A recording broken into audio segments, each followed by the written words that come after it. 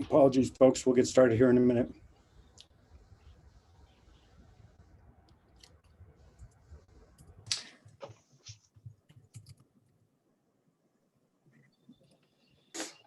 There he is.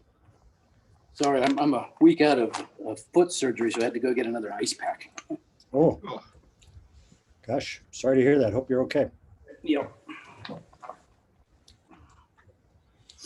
All right. So seeing that we've got everybody on here, I will call the regular Ridgway Town Council meeting for Wednesday, December 9th of 2020 to order, the last meeting of 2020. I won't say that I'm going to be sad to see this year passed. I will call the meeting to order and ask for a roll call, please.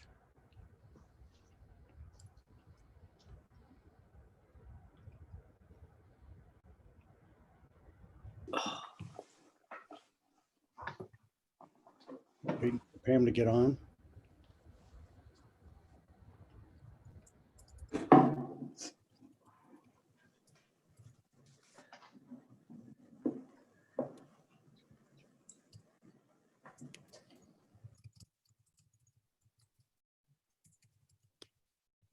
Preston, you there?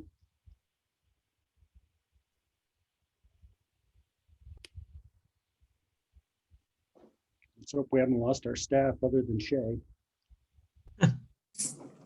I'm still here. I'm wondering what's going on. They're not muted or anything.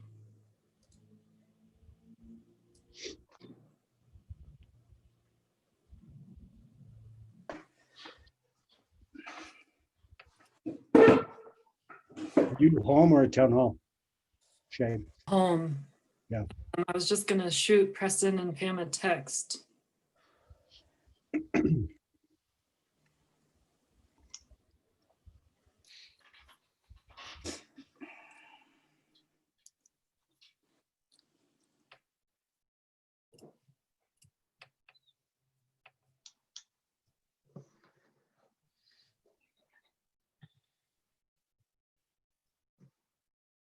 Huh.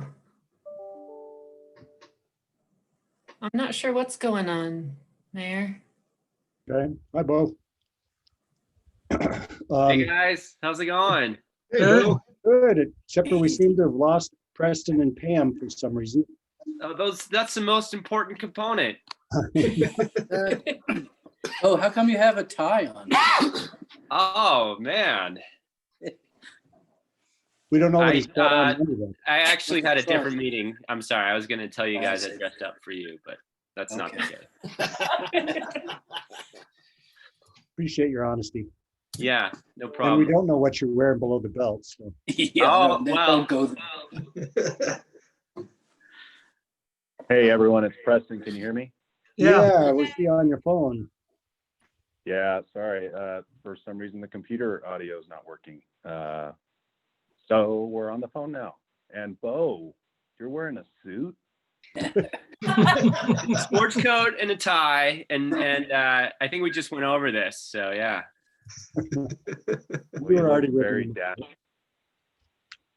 All right, so apologies to the public who are on the call. We're getting a late start here, but little technical difficulties. We'll get through it. Hopefully, Preston, you're restarting your computer or something. Well, I'm not going to. I don't want to screw up the Zoom meeting, but we can go ahead and do roll call. Yeah, Okay. we're talking on the phone. Okay, well, if that works for you, it works for us, I guess. I did already call the meeting to order, so if you'd give us a roll call, please, that would be lovely. Councilmember Grambley, Present. Lakin, Present. Meyer, Here. Schuyler, Here. Mayor Pro Tem Johnson, Here. Mayor Clark. Here. All righty, so welcome everybody. The first item on the agenda is, are there any additions or deletions to or from the agenda? Yeah, Mayor, it's Preston. I have a couple, if I may. Uh-huh. The first is like to add or request the addition of a coronavirus relief fund funding reallocation letter for you all to review and approve. And second item is an update and discussion regarding the development of the economic resiliency plan that EPS is spearheading. And if those could be added at the end, they should be relatively quick. Okay, so we'll just add those at the end of policy matters. Yes, sir, please. And I'll probably just have to ask you to remind me when we get there. Hopefully I'll remember. Yes, sir. Okay, anything else? No, Okay, hearing none. That takes us to the consent calendar. Is there anything on the consent calendar anybody wants to pull off, or is there a motion to approve? I move we approve the consent calendar. Second. I heard Russ. There was someone else, but I heard Russ's voice. So let's say Russ seconded that. Can we have a roll call for a vote, please? Councilmember Grambly, Aye. Lakin, Aye. Meyer, Aye. Schuyler, Aye. Mayor Pro Tem Johnson. Aye. Okay, passes unanimously. Thank you. That brings us to the section of the agenda for public comments. Establish time for the public to address council on anything that's not otherwise on the agenda tonight. Hopefully you've all been Zooming long enough to know how to raise your hand. If you have something you want to bring up to us, I'll give you a minute or two to try and do that. Or if you can't figure that out, you can just unmute yourself. That's okay too.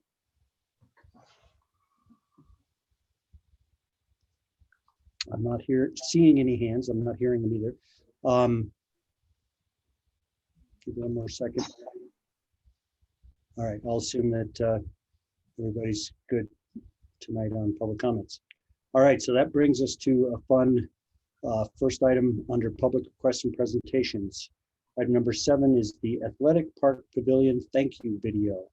I'll let Shay take it from here, but hopefully all of you have had a chance to go out and see the new pavilion in its completed state out at the athletic park, Frontier Field. And Shay, our amazing town planner, multi-talented creative person, has put together a thank you video with some footage. Well, I'll let Shay take it from here. Shay, you go ahead and introduce it. Thank you. Yeah, you bet. Preston, I know our plan was for you to play it, but I'm wondering if your audio isn't working, if I should try to share. I could potentially do it too, but Shay, why don't you do it? I'll try. Okay. It was getting a little slow on mine. Do you see my Dropbox screen? Yep, we do. Awesome. Hopefully, once you start that, you can go full screen. Yeah. Or that's probably good, whatever you want to do. Oh, yeah, I just don't do it through Dropbox very often. So give me a second. Yeah, and that's tricky. It probably plays better if it's downloaded, but give it a shot. Oh, let me see. I can play it off of my desktop actually, because I have it here. It's probably less likely to stutter and stuff from your desktop. okay. So let me share something else here. Movie. Are you guys getting the blue screen? You got it. Awesome. All right, here we go. The audio will work. We'll see. I think we're hearing it. I'm gonna pull it up. It will get louder soon.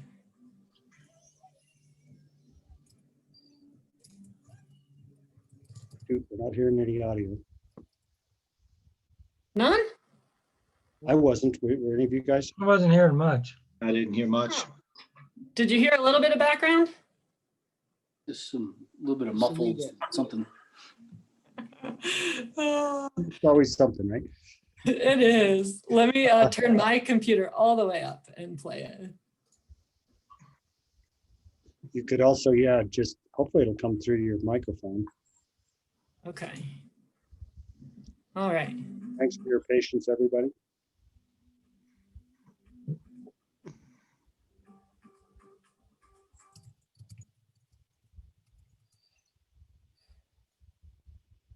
You hearing it? We're not even seeing it. Oh my gosh. Best laid plans. Gosh, isn't it? Okay. Stop share. I'm going to start over. Pause. Escape.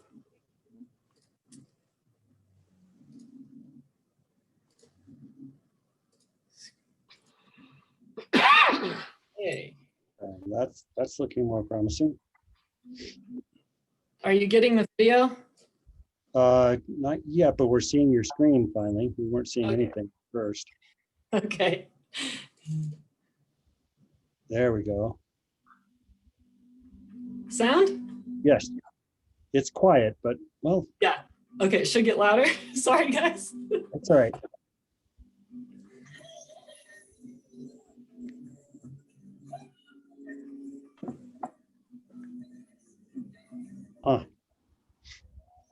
Well, let's just stick with it. No, we're not getting audio. You're not getting any audio?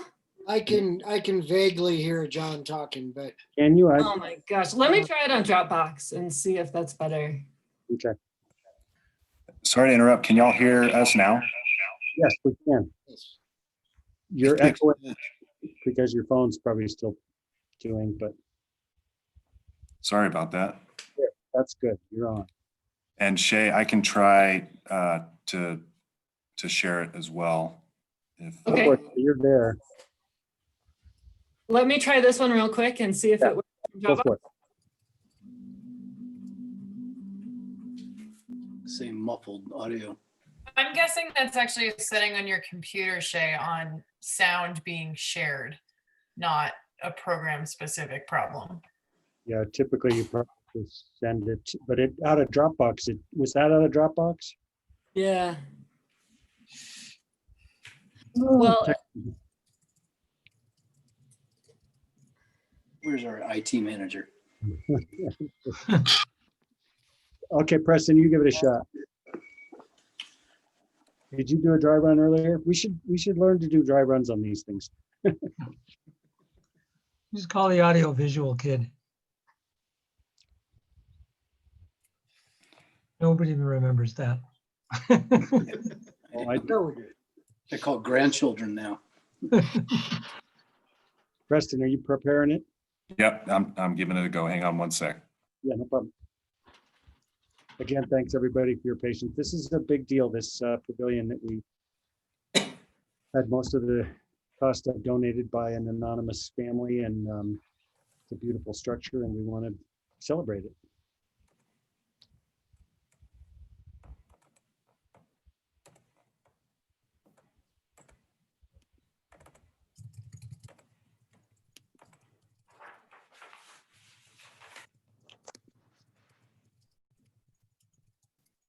I also just grabbed a speaker since you guys were hearing it quietly. I thought if I plug a speaker into my computer and play it really loud, you might get audio, so we can try that next. Okay, Preston's trying it. Oh, we just lost your share, Preston.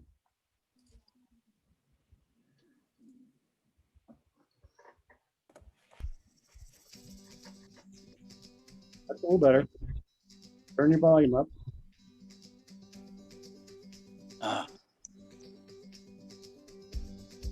Hopefully. There we go.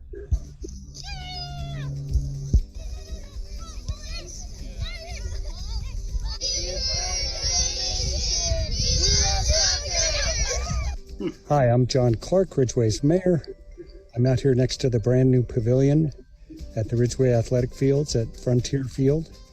And I just want to say how grateful I am and how indeed the entire town of Ridgway is grateful for this incredible donation.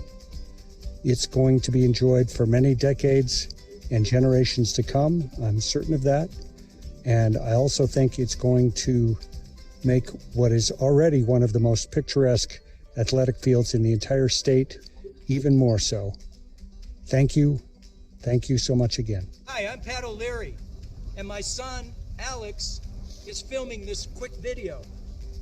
We love Frontier Park, and made more beautiful by this new pavilion, which we were proud to volunteer some time to help out with.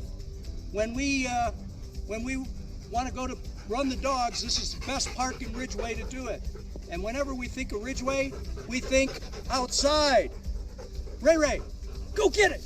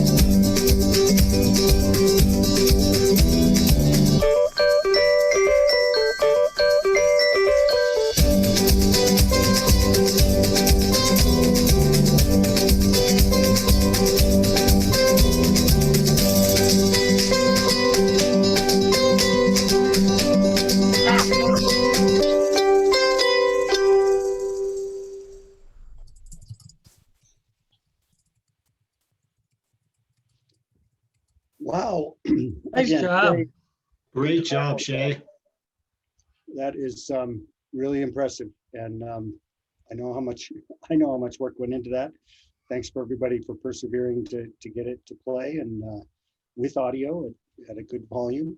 And I just have to also say a huge thank you, not only to the Frontier Field family, the generous donors of the majority of the cost of this, but there were quite a few townspeople who donated.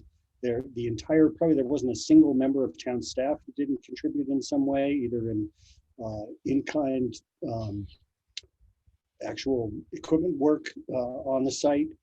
A lot of us volunteered to help paint the ceiling beams, just so many things. Big thank you to Todd Selin for the drone footage. I think that made that video just really cool. And my gosh, it just more thanks than I probably am even remembering to mention. I also have one more thing to show. This is the dedication sign that was, so my light doesn't, hopefully you can read that, mostly. Awesome. It's hard to do when you're looking mirror-wise. There's the top part. This was the detail panels were done by our own John Billings. The whole piece was put together by InDesign Signs out of Montrose. This is going to get mounted to the structure. I don't know, Shay, are we going to wait to mount this when we have an in-person celebration next year sometime? Have we thought about We that? definitely could. I was thinking of getting it up in the next couple of weeks, just so it's there as people go, you know, poke around and see it, that they get to see it. But I think that's a good idea. yeah, We'll have an in-person celebration sometime next year. I sure hope so. Settle down. We have to. But just, I mean, 3 cheers for everyone, for the major donor family, for all the townspeople that contributed both financially and in volunteerism. A perfect example of what this community is all about and what we can accomplish even in the middle of a pandemic. So I don't know if anybody else wants to add anything, but again, 3 cheers all around. Okay. Anybody in the audience have anything to add? Just want to thank everyone again for their contributions to put into the film, both written and video. I love Patrick O'Leary's video. Nice work, Patrick. All right, well, we'll close the chapter on that now, but we'll revisit it sometime next year with any luck. And again, thanks again all around. That takes I propose that our in-person celebration include a town softball game. Yeah. The ball players are in favor of that. I can make a fool of myself with a bat, I'm sure. I think it sounds. I know I can. I think just one side note to add is just a huge thanks to the family that made it happen. I feel like this not only is a incredible, you know, element to add to town, and it will last, you know, hopefully forever, but in an especially awkward and weird year for a lot of people, and that there was something actually happening on the ground. I know I heard from a lot of people that they loved watching it go up and having that kind of experience. So a little bit ironic that we created a gathering place in the year of COVID, but I think it makes it more memorable and special that when we really gather there, we'll all probably appreciate it quite a bit more than we may have without this wild year. So a huge thanks to that Frontier Field family for instigating all of this and making it happen. We're very lucky.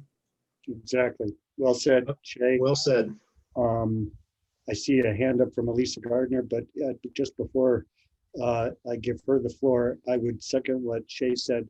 And also I would say it's in a great way, it's sort of not ironic that we've created this beautiful outdoor structure that is perfectly suited for socially distanced, mask-wearing gatherings of no more than 10 people the rest of the winter, and in groups from small families to family gatherings up to 10 people. Like I say, it's just a beautiful spot, and it's a perfect place to gather, being outside with the incredible views out there. It's just amazing. So Elisa, what would you like to add? Hi, everyone. I'm on the board for the Uray County Soccer Club, and just on behalf of the whole club, I'd like to extend my appreciation to the town for stepping in when we couldn't carry the project on our own. We had to do a bit of restructuring and sort out some tax things that had fallen through the cracks over the years. And, you know, you guys really stepped up and made it happen. And I know that it took a lot of time and effort on your parts. And on behalf of all of us, I just want to say thank you. And, what a cool thing that we're all going to get to use for years to come. So just wanted to extend my appreciation as a person and as a member of the OCSC board and say thanks to everyone. Great, thank you. That's awesome. And again, you're absolutely right. It was our pleasure to be able to step in and help make this happen. But there's no doubt that particularly Shay, the number of hours that she put in on this over the last 2 years is really amazing. And I know it was a labor of love, but I also know it was just simply a lot of work. And I know she said to me earlier this week that the greatest part of it is to see it completed out there on the field. And what a great accomplishment on so many levels. And we're happy to have been able to support the Soccer Association in their efforts. And it's just going to be such a cool amenity going forward. I can't wait for the day that we've got soccer tournaments happening out there and families doing bake sales, and just, I mean, what a great thing all the way around. So, a quick comment on the design. Being a solar geek and in the spirit of the Anasazi, did you notice in the video that it's obviously sheltered from the snow, but the low angle of the winter sun comes in there, and it must be a nice warm place to congregate in the winter. And of course, during the summer when the sun is higher, it'll be sheltered from the heat of the sun. So it's a really nice design for, public gatherings. Yeah, I totally agree. And Shay, we didn't give a shout out to the designer. I forget who designed the structure. Yeah, so Elizabeth and Brad are actually on the call, I believe, and Elizabeth has her hand up. Reynolds, Ash and Associates out of Durango. Cool. Elizabeth, you want to say a few words? Absolutely. Well, first of all, I want to say what a pleasure it was working with your community throughout the project. We really got to know Shay, your town staff, and a lot of the park users, and that was a real treat throughout the project. I'd also like to share that we're so proud to be a part of the team to deliver such a beautiful project, which will be an asset for the town for many generations. And, to close, to thank you all for the opportunity to be a part of this beautiful pavilion. Well, you're very welcome, and we thank you for creating such a beautiful design. All right. Anyone else want to add anything before we move Mayor, on? it's Preston. Can you hear me? Yeah. Yeah, I'm really sorry. This computer's wigging out and the microphone's not working very well. But I would just like to echo everything that I've heard you say, Mayor, and Shay say. And I don't want to be too redundant, but I'm glad you recognized the number of hours and the work that Shay's put in over the last year and a half, maybe 2 years now. It shouldn't be understated the amount of time and energy that Shay spent to help bring this to fruition.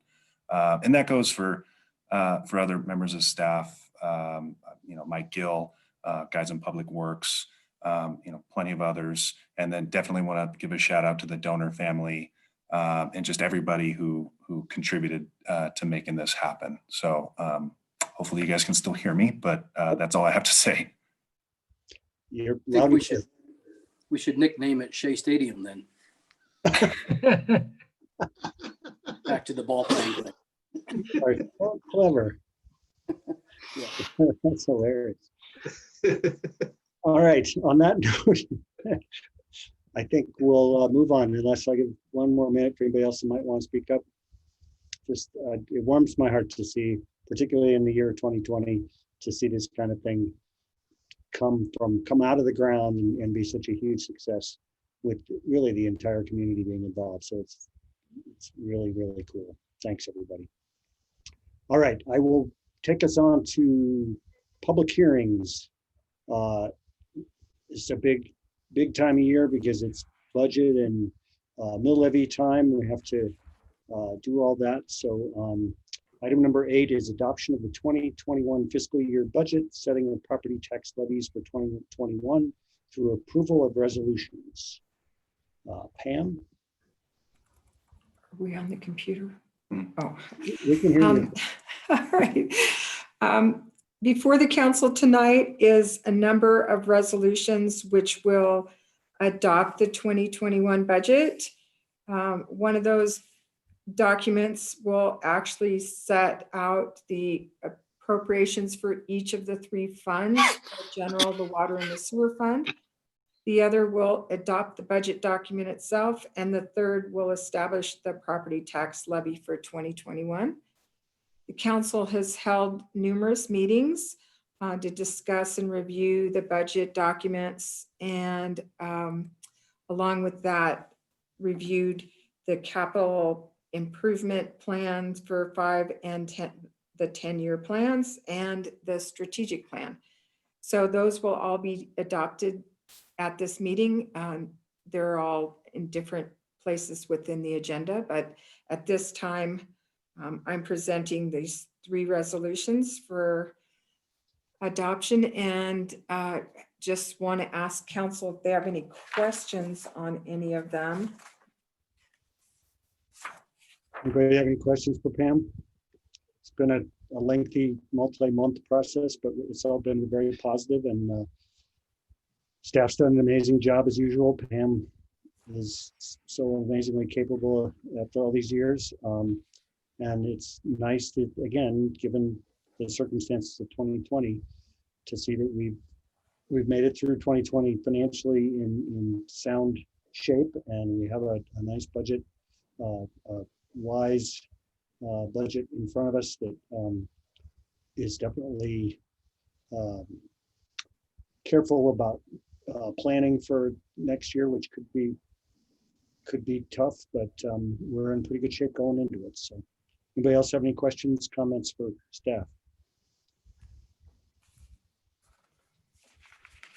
Okay. This is a public hearing, so I should probably open it up to any comments from the public about it. So anybody who wants to speak regarding the budget, questions, comments, please raise your hand. Give you a minute to do that.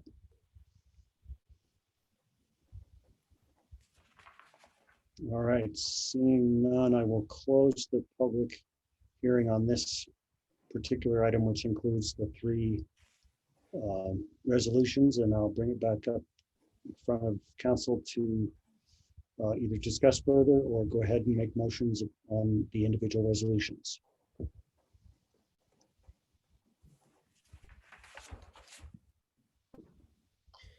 Well, I will move that we approve resolution number 20-11, the resolution of the town of Ridgway, state of Colorado, appropriating sums of money to the various funds in the amounts and the purposes as set forth below for the 2021 budget year.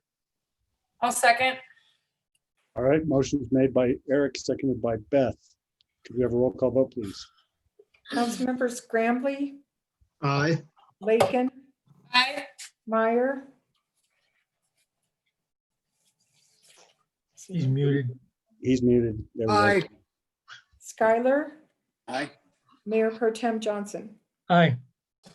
Great, that passes unanimously. Thank you. On to resolution number 20-12 and the 2021 fiscal year budget. Move to adopt resolution number 20-12 of the town of Ridgway, adopting a budget for the calendar year beginning on the first day of January 2021 and ending on the last day of December 2021. Second. All right, motion made by Russ, seconded by Kevin. Roll call vote, please. Councilmembers Grambly, Aye. Lakin, Aye. Meyer, Aye. Schuyler, Aye. Jeremy? Yep. Mayor Pro Tem Johnson. Aye. All right, passes unanimously. Thank you. And then lastly, resolution number 20-13, adopting property tax levy for the year 2021. Nobody wants to be the one to motion to adopt a tax levy, but I will. Number 2013, the town of Ridgway adopting the property tax levy for the year 2021 for certification to the Uray County Commissioners. Second. All right, motion's made by Terry, seconded by Russ. Roll call vote, please. Councilmembers Grambly, Aye. Lakin, Aye. Meyer, Aye. Schuyler, Aye. Mayor Pro Tem Johnson. Aye.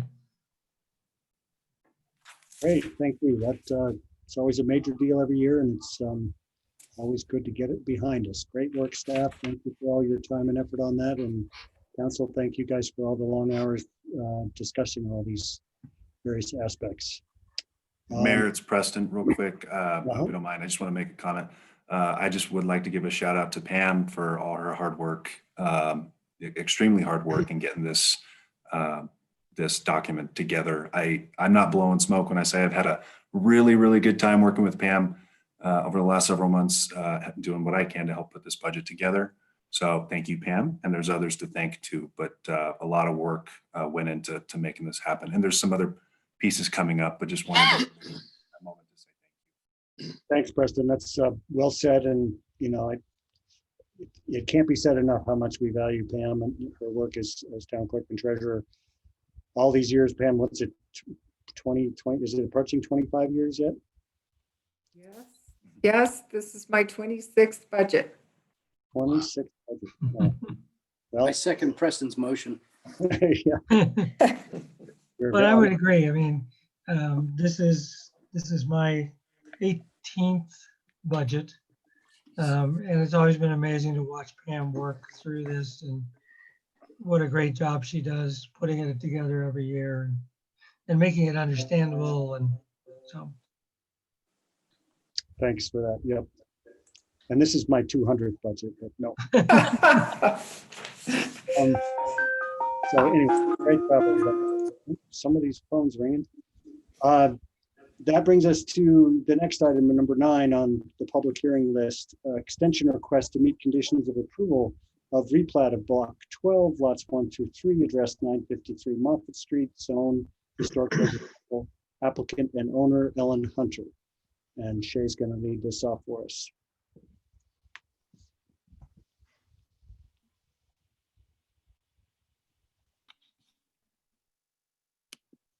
You're muted, Shay.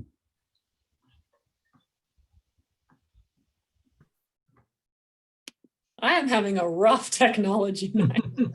Sorry about that. Welcome to my world. Oh, I spend so much time alone in this room talking to myself that just normal. Okay, so this is an extension request for a replat, as the mayor just said. The council approved this replat in July of 2020 with the condition that the applicant have 180 days to meet the conditions of approval. As a reminder, our municipal code allows for 90 days. So we did already give the applicant, Ellen Hunter, some extra time to get this work accomplished. There were some pretty significant items like converting the house to natural gas and getting rid of a propane tank, installing electric and things like that. Some of the items have been completed. The propane tank was removed. The existing home was converted to natural gas. Tap fees were paid. Phone and internet was identified. The largest thing that is left to be completed is the electric service, and that just couldn't happen before our no dig date. So the applicant was asking for another 6 months to get that done. It really shouldn't take 6 months, but until March 15th, you're not allowed to dig in our town rights of way. So this would give her a couple of months after that opens up to finish that work. And I think that basically covers it, but happy to answer any questions.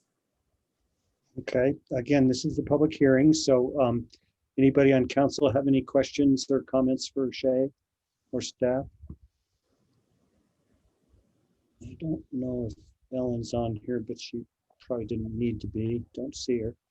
I don't see anybody raising their hand on council. Anybody in the audience? I'll open it up for comments from the public. Don't imagine there will be any, so seeing none, I will close the public hearing. And I'll bring it back up here for discussion and deliberation and a motion.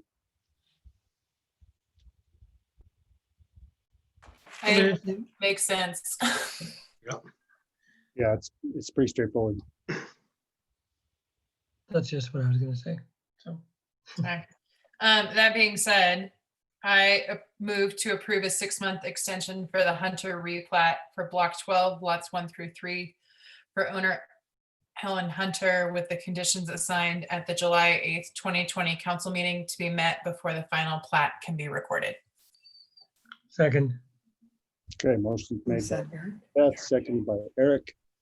Roll call vote, please. Councilmember Scrambley, Aye. Lakin, Aye. Meyer, Aye. Skylar, Aye. Mayor Pro Tem Johnson.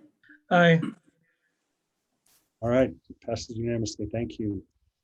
Then our last public hearing for tonight is item number 10, adoption of ordinance amending section 8-4-2 of the Ridgway Municipal Code to enact an expiration date for the use of medical and retail marijuana licenses. This ordinance was introduced last month and we had some discussion about it, but Preston, I'll let you reintroduce it tonight.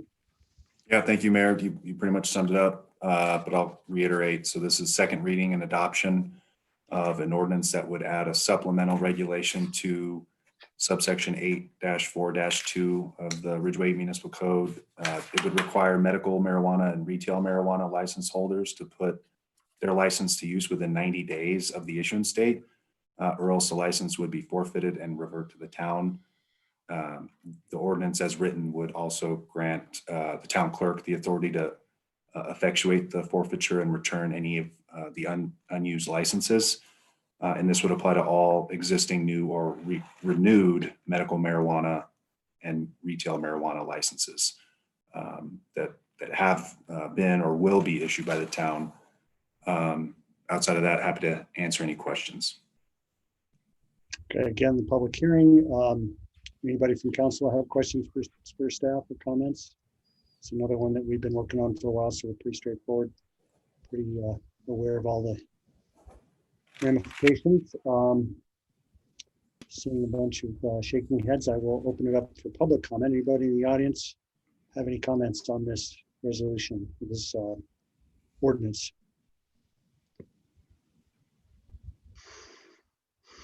Second, I don't see any. Seeing none, I will bring it back up. I'll close the public hearing, bring it back up in front of council to deliberate, and whenever we're ready, have a motion. I'll move to adopt ordinance number 07-2020, amending section 8-4-2 of the Ridgway Municipal Code to enact an expiration date for use in medical and retail marijuana licenses. Second. Second. All right, motion is made by Terry, seconded by Russ. Can we have a roll call vote, please? Councilmember Scrambley, Aye. Lakin, Aye. Meyer, Aye. Skylar, Aye. Mayor Pro Tem Johnson. Aye. All right, passes unanimously. Once again, thank you, everybody.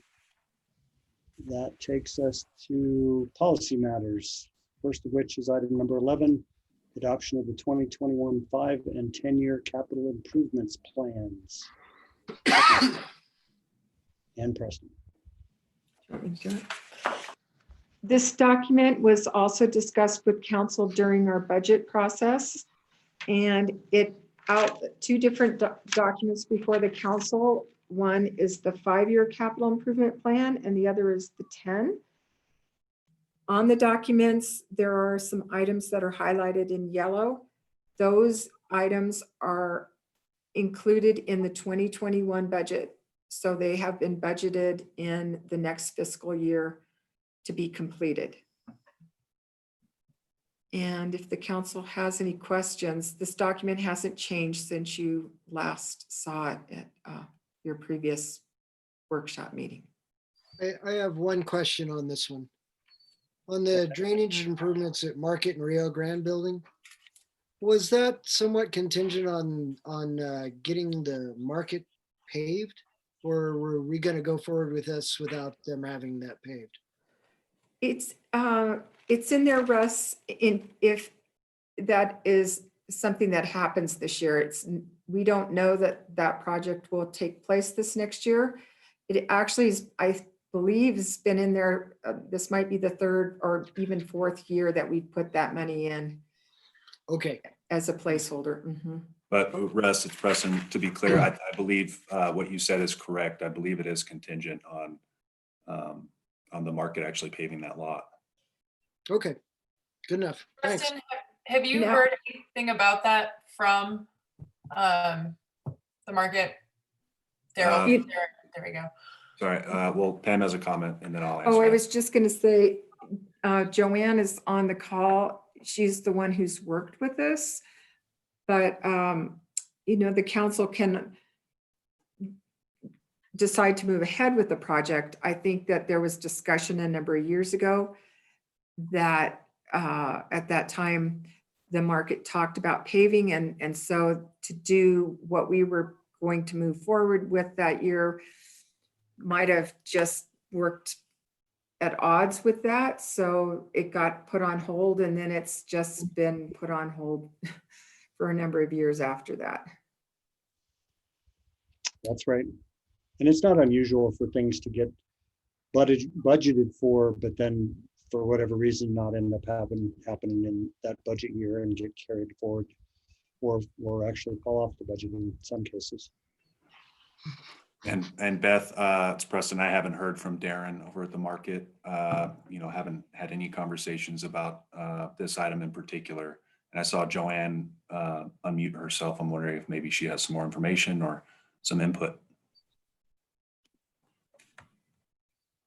Go ahead, John.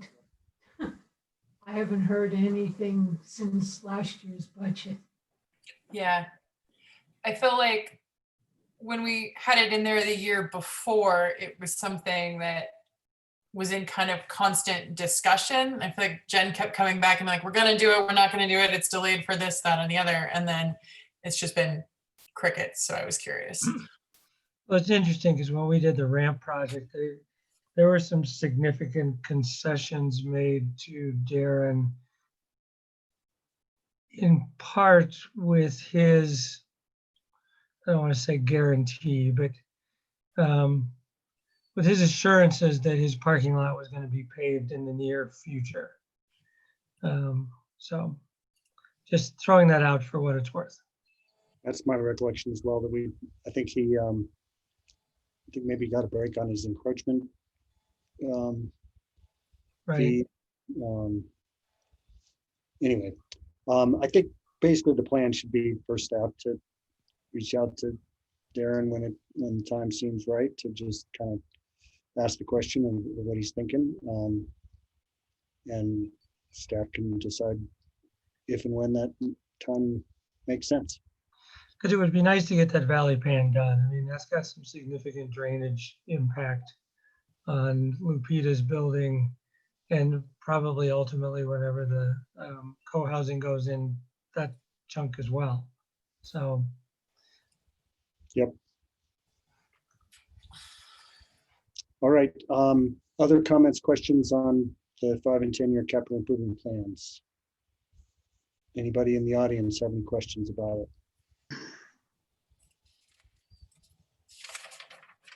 Okay, bring it back up here. Anybody prepared to make a motion?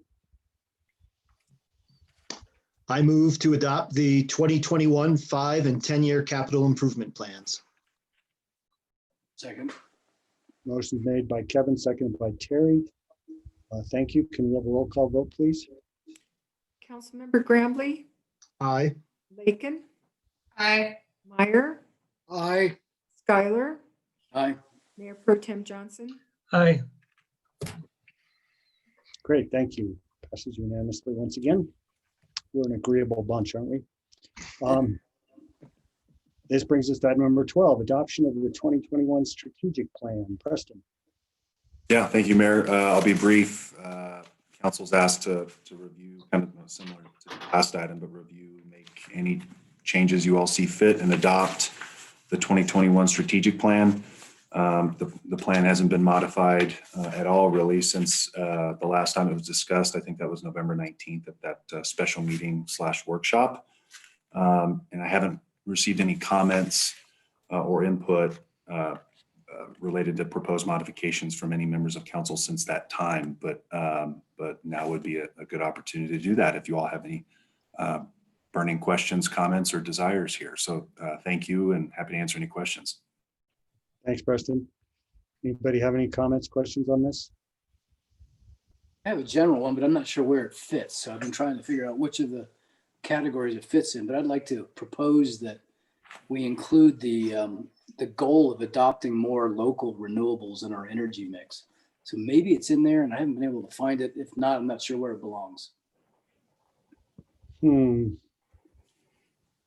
It's question. helpful, Terry, I feel like we have a goal that's similar to that in our master plan. I'm not thinking of it right now, but I don't know if that's helpful. And I recall seeing something like that too, but I thought it might have made it to the strategic goals as well. It would seem like it would be in either community value 1 or community value 5 to me.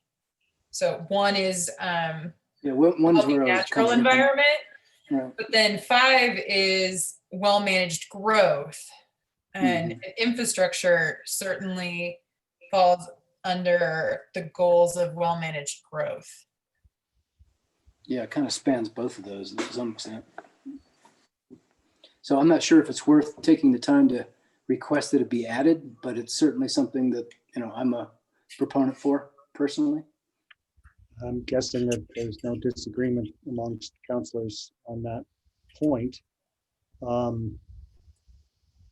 Maybe we could just direct staff to review the master plan, as well as if it's not clearly in there, look at a place where we could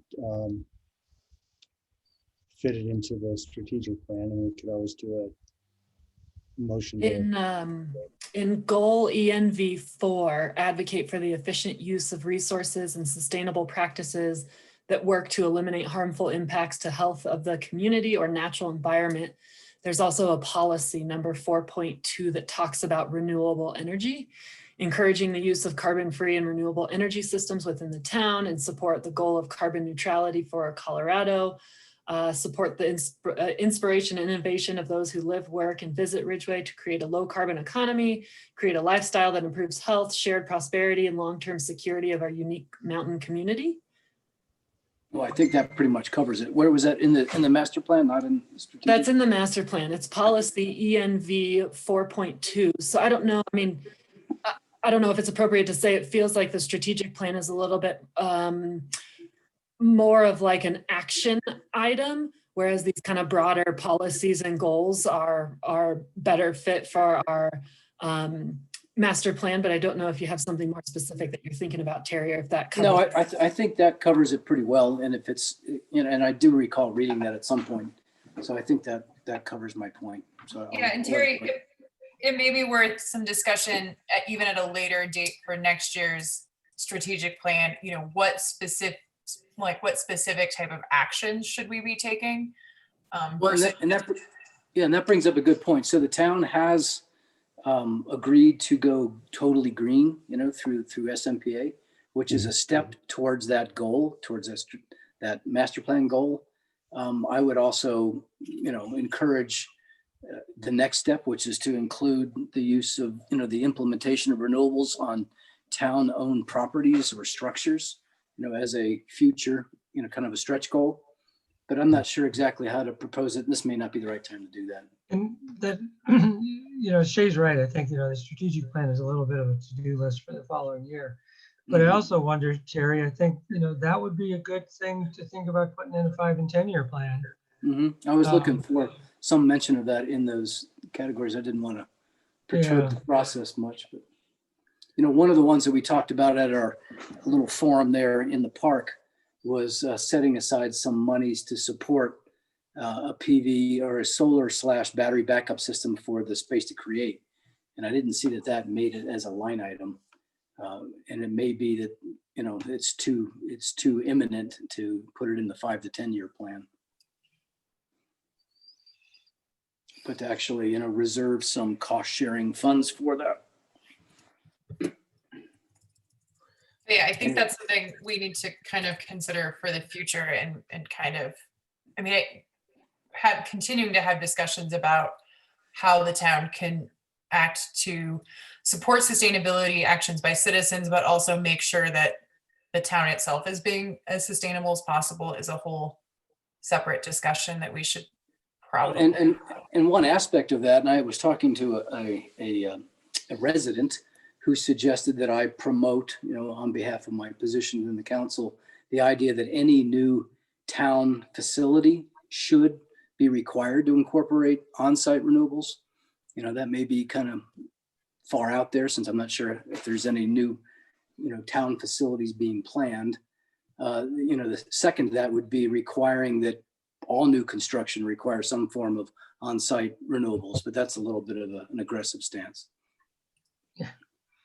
Yeah. I mean, California, for example, has required that all new construction requires the use of 1, no natural gas, and 2, on-site renewables. So, I mean, it's not unprecedented, but it's On-site what, Terry? On-site renewables, basically on-site renewable electric generation. I mean, it's actually a requirement of new construction in some areas of maybe statewide. I have to go back and look at the ordinance for the requirement. But I mean, we could become quite progressive in requiring that all new construction have that. That's probably a pretty big takedown. Yeah, it is. It could be controversial. So, I'd suggest this maybe. I guess I would suggest that we can kind of move on a little bit. Possibly, is that maybe this would be a good workshop item for sometime early in the year. Sort of look and see which direction we wanted to go. Talk about those possibilities, whether it's something to do with building codes or the town's the town expending some money on some of our facilities to implement some renewables. So, because we could spend a long time. The term net zero is what comes to mind for new construction, and that indirectly requires the use of on-site generation. Yeah, I'm with Eric. Let's kind of table this for now, and that was what I was trying to suggest earlier. It was like, let's put a pin in it and then come back and discuss this in more depth. Yeah, I think that makes sense. But Mayor, if I may, it's Preston. I think Terry makes some really great points. I know other communities that actually have kind of an internal or, town or city policy about new construction for public facilities requiring renewable energy generation of some sort. So that's really interesting. You mentioned that, and there's definitely precedent for that. So I've obviously jotted down a ton of notes, and we can certainly talk about that. I like your thought, Eric, about a workshop here in the near future to circle around and kind of talk through a lot of this stuff. But I guess just to kind of circle around to your first point, Terry, is there any support for adding an item in the strategic plan related to renewable energy here in the short term? We can certainly do that. Shay kind of ran through the policies in the master plan. We can certainly just take something and write something in if you all see fit.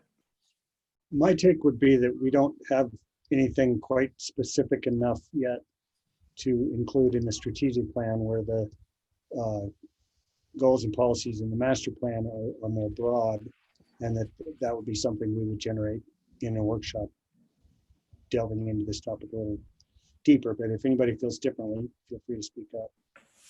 No, I think it would be I'm all for it, and I think it would be a great workshop, and I think we could probably come up with a whole host of ideas, particularly with Terry's leadership on it, and of things we wanted to do in the future, whether they were items for the town for the 5 and 10-year plan, some sort of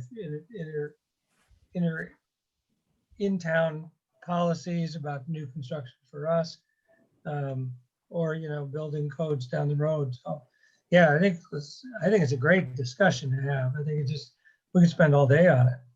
Yeah. No, so I agree with that approach, and it was part of my personal agenda to make sure that was brought up. So good. We'll leave it at that. Everybody's got an agenda, right? That's all good. It's all good. Get out of there asleep. Yeah. We're on ice, like I'm right now. All right. I was trying to be gentle. We have a item on the floor that we need to get a motion on. Somebody. Oh, wait, before I do that, anybody in the audience have any comments, questions for council or for staff on the strategic plan? This is something we're all, at Town of Ridgway, we're all very proud of how detailed a plan we have and how much work goes into it every year. And I know that folks from communities much larger than ours have seen this and been just blown away by the level of detail that we've gone into for a town our size. And so we've gotten several kudos over the years for it. Big shout out to Jen Coates for sure, and for Shay and Pam and Preston and the rest of the staff. It's a great document, and it's a living document that helps guide our future planning. So it's a big deal.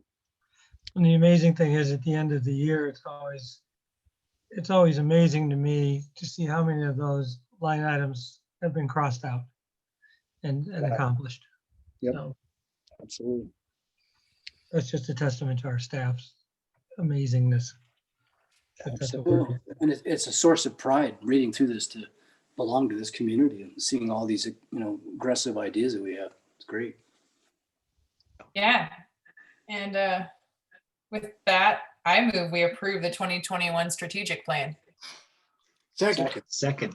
I think I heard Russ's voice first. Is that right? I think Russ got it. Yep. Interesting again. Motion made by Beth, seconded by Russ. Roll call vote, please. Councilmember Grambly, Aye.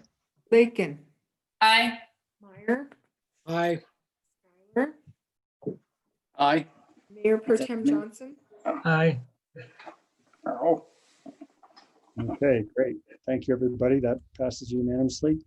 That takes us to item number 13, introduction of an ordinance amending the official zoning map by rezoning a portion of replat of blocks 2, 8, and Alley A of the River Park Ridgway Business Park Filing 1, Lot 4R, Block 2, from I1 to I2 zoning designation, and a portion of Lot 2, Block 8, from I2 to I1 zoning designation. That is a mouthful. Shay, take it away. That was a test.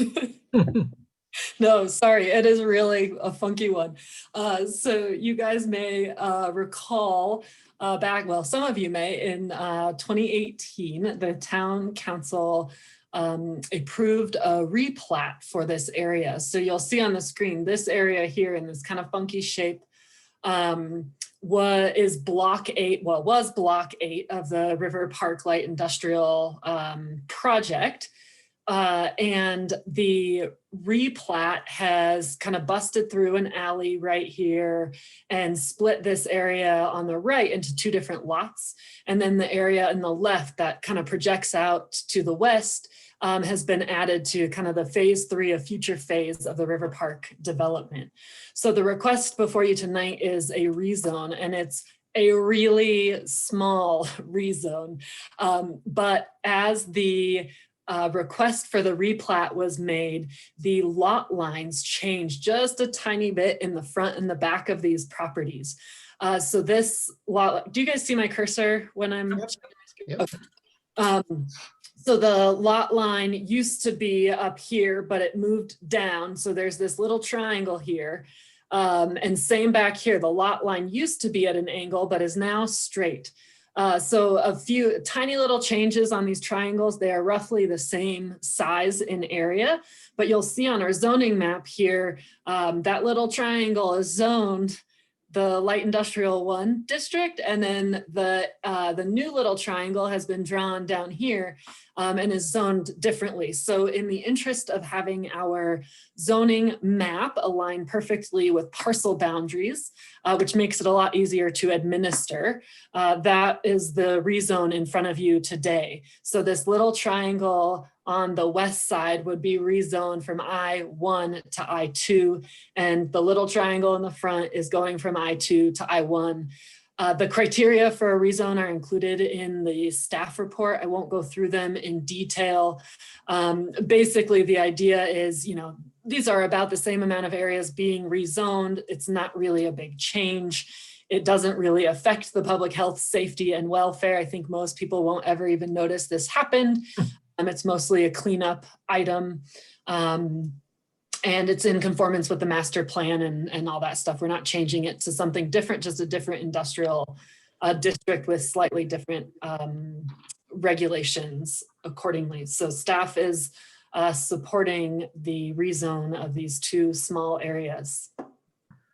And this is an introduction of the ordinance, correct? Correct. First reading. Yeah, thanks for bringing that up, Eric. Rezones are a little bit unique in that they have to be done through an ordinance. So it's not like one of our typical public land use hearings that we do. It is through an ordinance.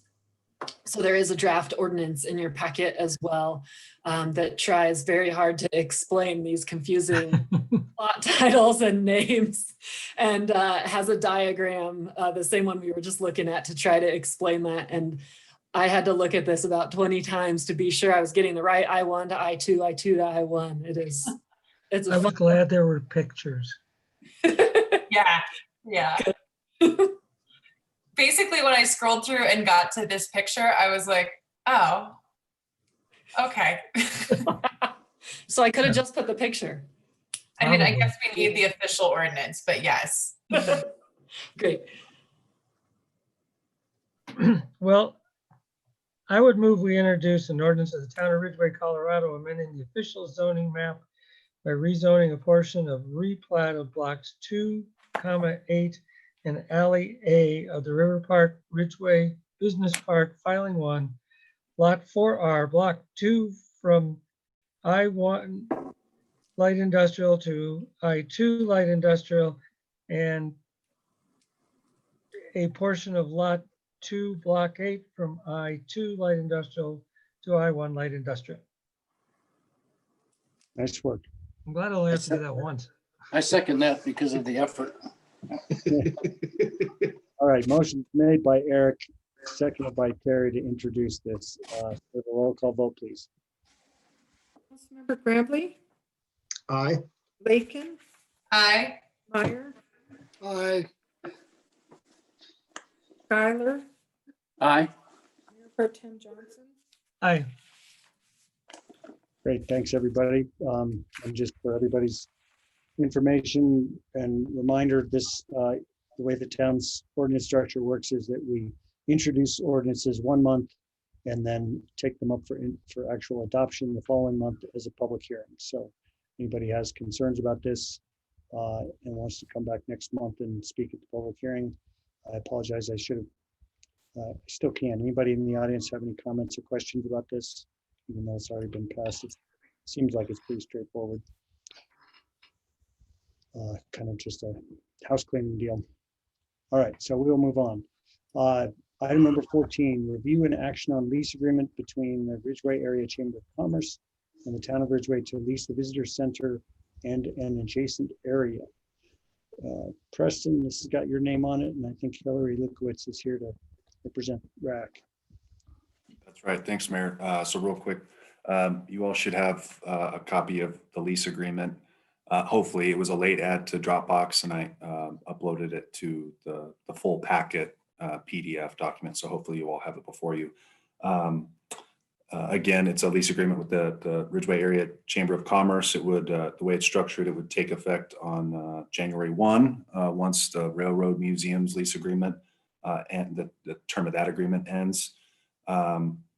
The chamber, Hillary and the board members have, at least some of them have reviewed the agreement. I had a good phone conversation with Hillary yesterday, I think it was, and Hillary, I think, is on here. So I invite her to talk to any remaining questions or concerns that the chamber has. But the term of this lease is for a period of 20 years, subject to the termination provisions, of course, and in accordance with all the other provisions of the lease. The rest of the language within the agreement is what I would call pretty standard.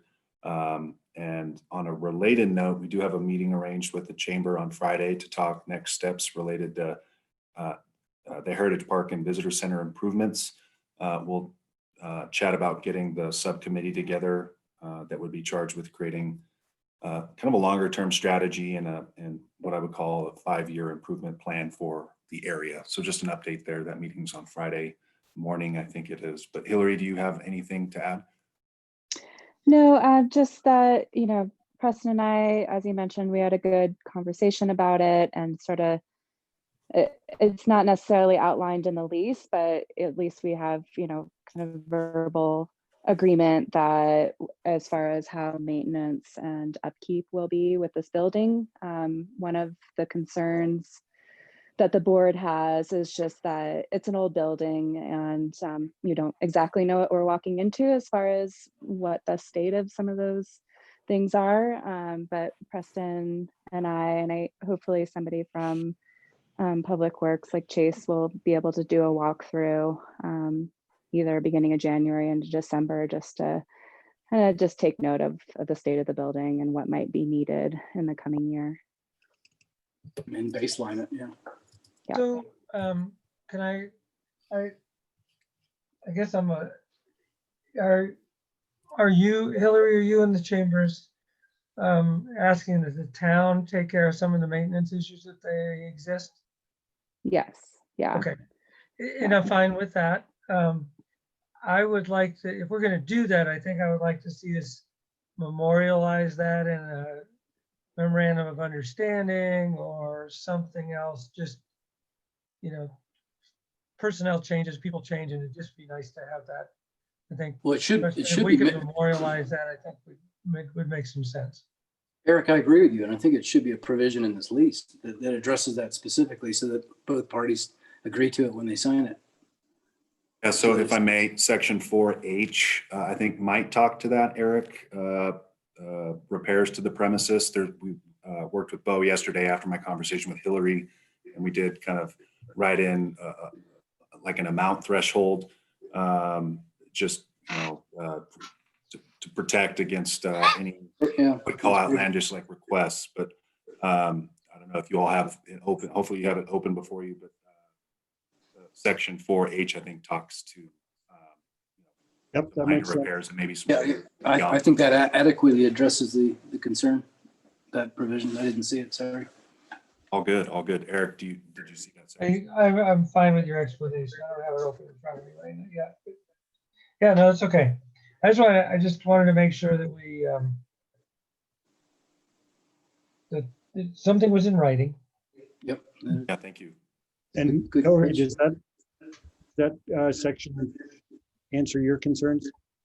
Yeah, I think that's good. And, you know, we're obviously responsible for not going in and having a keg party and trashing the place. But certainly, yeah, being able just to deal with basic maintenance and upkeep, that's beyond our control with the building. So. Okay. I apologize for not reading this thoroughly. Who's responsible for the electric use, the utilities at the site? Is that written into your, and I haven't seen it yet. That's yes, sir, the there it is. responsibility of the chamber. Yeah. Okay, I see it again. Sorry. And currently the Railroad Museum has those pieces under their name, and then we pay half, but we'll just need to transfer that all over under the chamber's name before the first of the year. I noticed there was no 20-year escalation rate on the $10 consideration. Well, it used to be $2, so. I see. Wow. It's already, we're forecasting ahead. We're projecting inflation. Yeah. All right, again, anybody in the audience have any comments or questions for us on this? Or for Hillary? I mean, I think this is really straightforward. History-wise, for the longest time, the lease on the property was with the chamber. And then a few years ago, the chamber was going through some changes, and the Railroad Museum had sort of reached a point where they were a little more organized and had a solid group of people running their operation, and they agreed to take on the lease and then sublet the building to the chamber. And that now with the Railroad Museum moving to their new spot, this just is a logical progression back to the way it used to be. So to me, I don't see any hands up, so I don't think anybody has any questions. Anybody on council have any last minute comments or questions? Or I believe we have to have a motion to approve the lease. If someone's ready for that. I'll move to approve this lease between the town and the Ridgway Area Chamber of Commerce, Yeah. beginning January 1st, 2021. Second. Kevin seconds. So motion made by Russ, seconded by Kevin. Can we have a roll call vote, please? Councilmember Grambly, Aye. Bacon, Aye. Meyer, Aye. Skylar, Aye. Mayor Pro Tem Johnson. Aye. Great. Thanks, everybody. Thanks, Hillary. Thanks, Steph. Yeah, thank you. All right, that takes us to item number 15, discussion and direction on relocation of the old Ridgway Jail. Preston? Thank you, Mayor. So hope you've had a chance to run through the memo. There's a lot of great info in there, and I just want to thank Shay and Deidre for helping get some of the information together, at least coordinating that.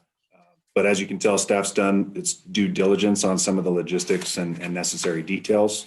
So if I don't want to get too lengthy with this, but if the old jail were moved to town property, staff would prefer that it be done in a proper way per all the logistical and historic preservation recommendations that are throughout the memo.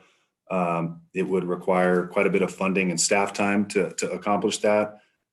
There'd also be potential for additional costs and staff time to program the jail and administer visitation that should be taken into consideration when you all ultimately provide direction on how to move forward. Based on all the considerations and all the information that's obviously outlined in the memo, but that we've kind of heard and talked through over the last week, 10 days or so, staff is recommending that the jail not be relocated to Heritage Park or any other section of town property. We feel that it fits really well over at the Uray County Ranch History Museum based on what they bring to the table, based on their expertise in historic preservation and just their general interest in that structure. I believe Joan Chismeyer might be on here. I'd love for her to talk to the Ranch History Museum's interest in that structure. She did provide a letter that goes into some pretty good detail about their interest and their vision for that structure on that property. It's a late add to Dropbox, but hopefully you've had a chance to look at it. She was also kind enough to share a newspaper clipping from, I think it was like 1908 or something like that.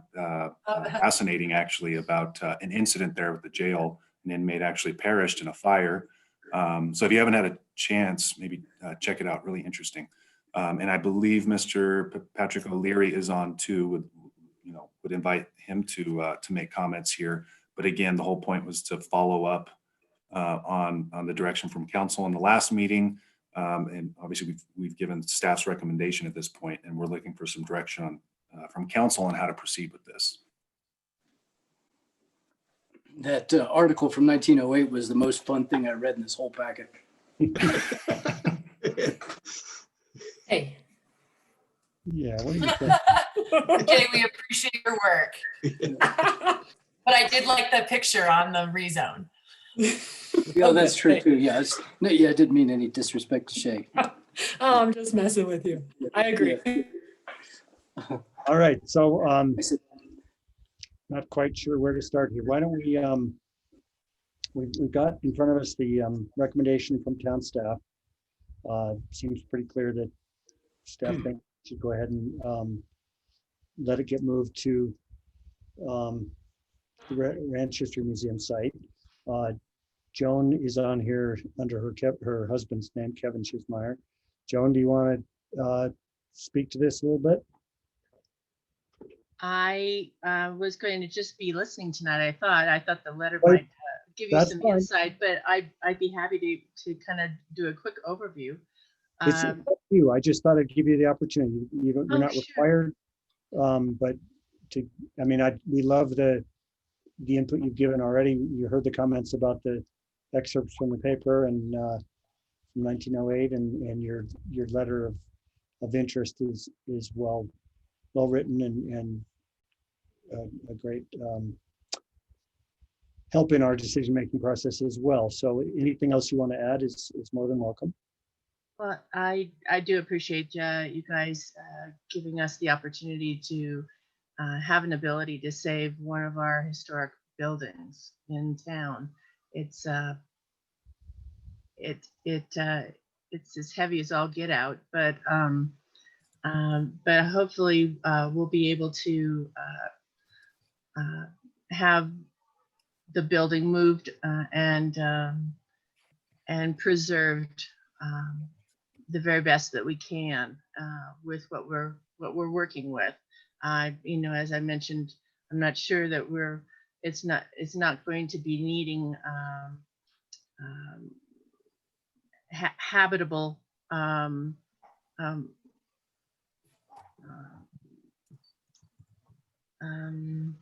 rules on it necessarily. It is a non-habitable structure. So, and we'll be working on that later on too. And I know that we've got a lot of discussions to do with Pat on that.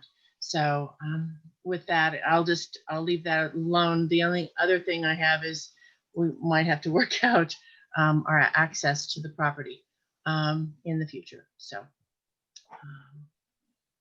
and that's something I'm working with Bo on.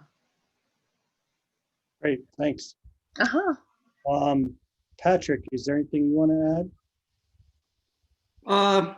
I would first say that I was mighty impressed when I got Preston's email of town council addressing it at this week's meeting. Thank you very much. Everyone who was party to the due diligence, which I think was impressive in such a short period of time, the way the town went after evaluating the fit of this possible donation to any one of the parks in Ridgway. And so I'm very pleased with that. Thank you so much. It's nice that it won't carry out into, hopefully it won't carry out into the next year. And we'll have a direction. I think that Shay did a nice job of framing the recommendation. And I know it wasn't just Shay, but it's the whole staff. So I think they did a good job with it, and I agree with their conclusion, frankly, but that is not for me to judge. But thank you so much for doing the due diligence and making it happen so quickly. Yeah, no problem. We're happy to do it, and staff did their usual thorough and very capable job. So thanks all around on that. Sounds like it's pretty straightforward.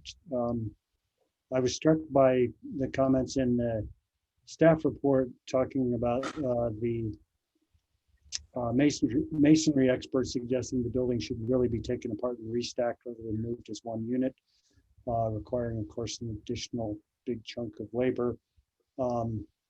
I'd be curious to know if this Terry guy had any experience with Bogey's team of house movers they are so impressive what they do. And, you know, I guess basically if we approve moving the structure to Ranch History Museum, all we basically really have to do here, as I see it, and Preston or Bo, correct me if I'm wrong, is we're basically just saying the town doesn't see a need or a place for it, so we're fine with it being moved to the Ranch History Museum from Patrick's property, neither of which are town property, so we don't really have anything to add beyond that. But you know, obviously there'll be some dealings between those two entities to figure out how to make sure that it's done right, and that in the end, any repairs that need to be done once it's relocated are able to be done. So, but again, that's between those guys. John, I have a question. Yeah. In addition to likely approving this, is there any way that we can find a means to help support this financially from the town as you know, more than just a tacit support of this? Can we have a tangible support of this project? Certainly. I mean, anything's possible that way. I don't know if either Patrick or Joan have something in mind that we could help with financially, but I think council would be interested. Well, talking about it. I'll just speak up here. One of the benefits of it going to the Uray County History Museum, Ranch History Museum, excuse me, is that, and I assume Joan could speak much better to it, but she is an ongoing project of Region 10 DOLA. And as a result of that, she believes that I may be able to apply for tax credits to help underwrite the cost of the relocation. So that would, that's going to be very beneficial if that can happen, because you guys have seen some of the costs involved. The only thing I can think of is working with us. I am not sure what permits are required. I suspect we are hiring bogies, and they are the folks to use, and they will do it well. I assume that they come in and make the application, or perhaps the owner does. I don't know, but working with us on the permit, possibly waiving a permit fee, that would be helpful. But I don't know if you guys are in a position to do that. So those are the thoughts that come to mind. Okay. Something, John, I was going to just mention real fast, as well, is that I went over and I looked at the house, or looked at the building with Vogie, with Noah, a while back, and he had a thought of how to do it. Taking it down and building it back up was not his particular plan. He instead saw it as sandwiching between plywood sheets and then drilling through and doing all four sides in that kind of configuration and digging down. He still wanted to take a look and see what he would need to do with regard to the concrete flooring. That was a bit of a challenge for him, and he was thinking about that further.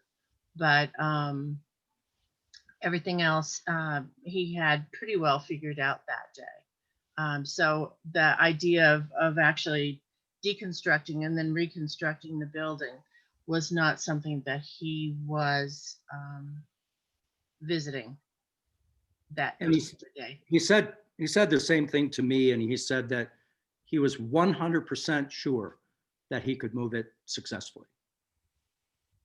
I'm not surprised, knowing Vogie. Yeah. He's good. I see Deidre's got her hand up. She might have comment, I'm sure, probably about the certified local government impact or potential. Deidre? Actually, no, it wasn't about the certified local government piece, because we aren't that yet, but and that will be a process to get us there. But no, I actually just wanted to add a point of information related to the section about the chamber in the memo. I don't believe, and Hillary can correct me if I'm wrong, but I don't believe that the chamber board members were aware that the Ranch History Museum was also interested in the old jail when they submitted their comments, because I happened to speak with one of the board members, and he let me know that even though he was excited about the jail and really appreciates it, that he once he heard that the Ranch History Museum was interested, he said, "Oh, I think that's a great place for it." So I just wanted to mention that. And Hillary, if you have any other information, feel free to say. No, you're right, Deidre. I forgot to give that vital piece of information. So thank you. I think from a town perspective, like, we've got a win-win here. We explored the idea of putting this historic structure on town property. We offered it to our partners at the chamber. The feedback we got on putting it on town property, in our staff feedbacks, like, this doesn't really work at the town, but we're not going to lose it because the Ranch History Museum is happy to have it. And Patrick is going to move forward with an important cornerstone in our downtown. So, as far as I think us on council are concerned, I'm super excited about how we had the town work in concert with two different organizations, and our partnerships worked, and we found a workable solution. Yep. Well, it was interesting because I think John said this this was first introduced. My first thought when this was introduced was it should just go to the Ranch History Museum. So I think it's just, that's the way to go. For me, one of the really, for me, one of the really great things about it going to the Ouray County Ranch History Museum is that it will finally be in a place of some prominence, and it will get seen by many, many more visitors to Ridgway and many, many local residents who have never seen it before. So I think that's just really great. And I wanted to just mention, I appreciate Terry offering to facilitate some of the or assist in some of the potential financial or permit considerations when we do move it over to the parcel, because there are always those unknowns that come up as far as moving something that's this substantial. And the concern I know that Shay had voiced about, getting some engineering for the base. All of that is still up in the air, and it's something to sort out. Obviously you don't want to plunk it down on the ground and then have it sink. So I do understand where she was coming from with that. So part of my point was, I think what I'm sensing from the rest of the council is that we support this.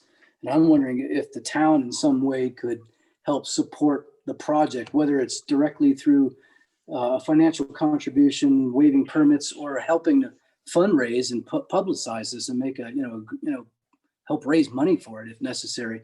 I would also ask you off record to come to me with San Miguel Power to see if I can find some additional means for this as part of local economic development.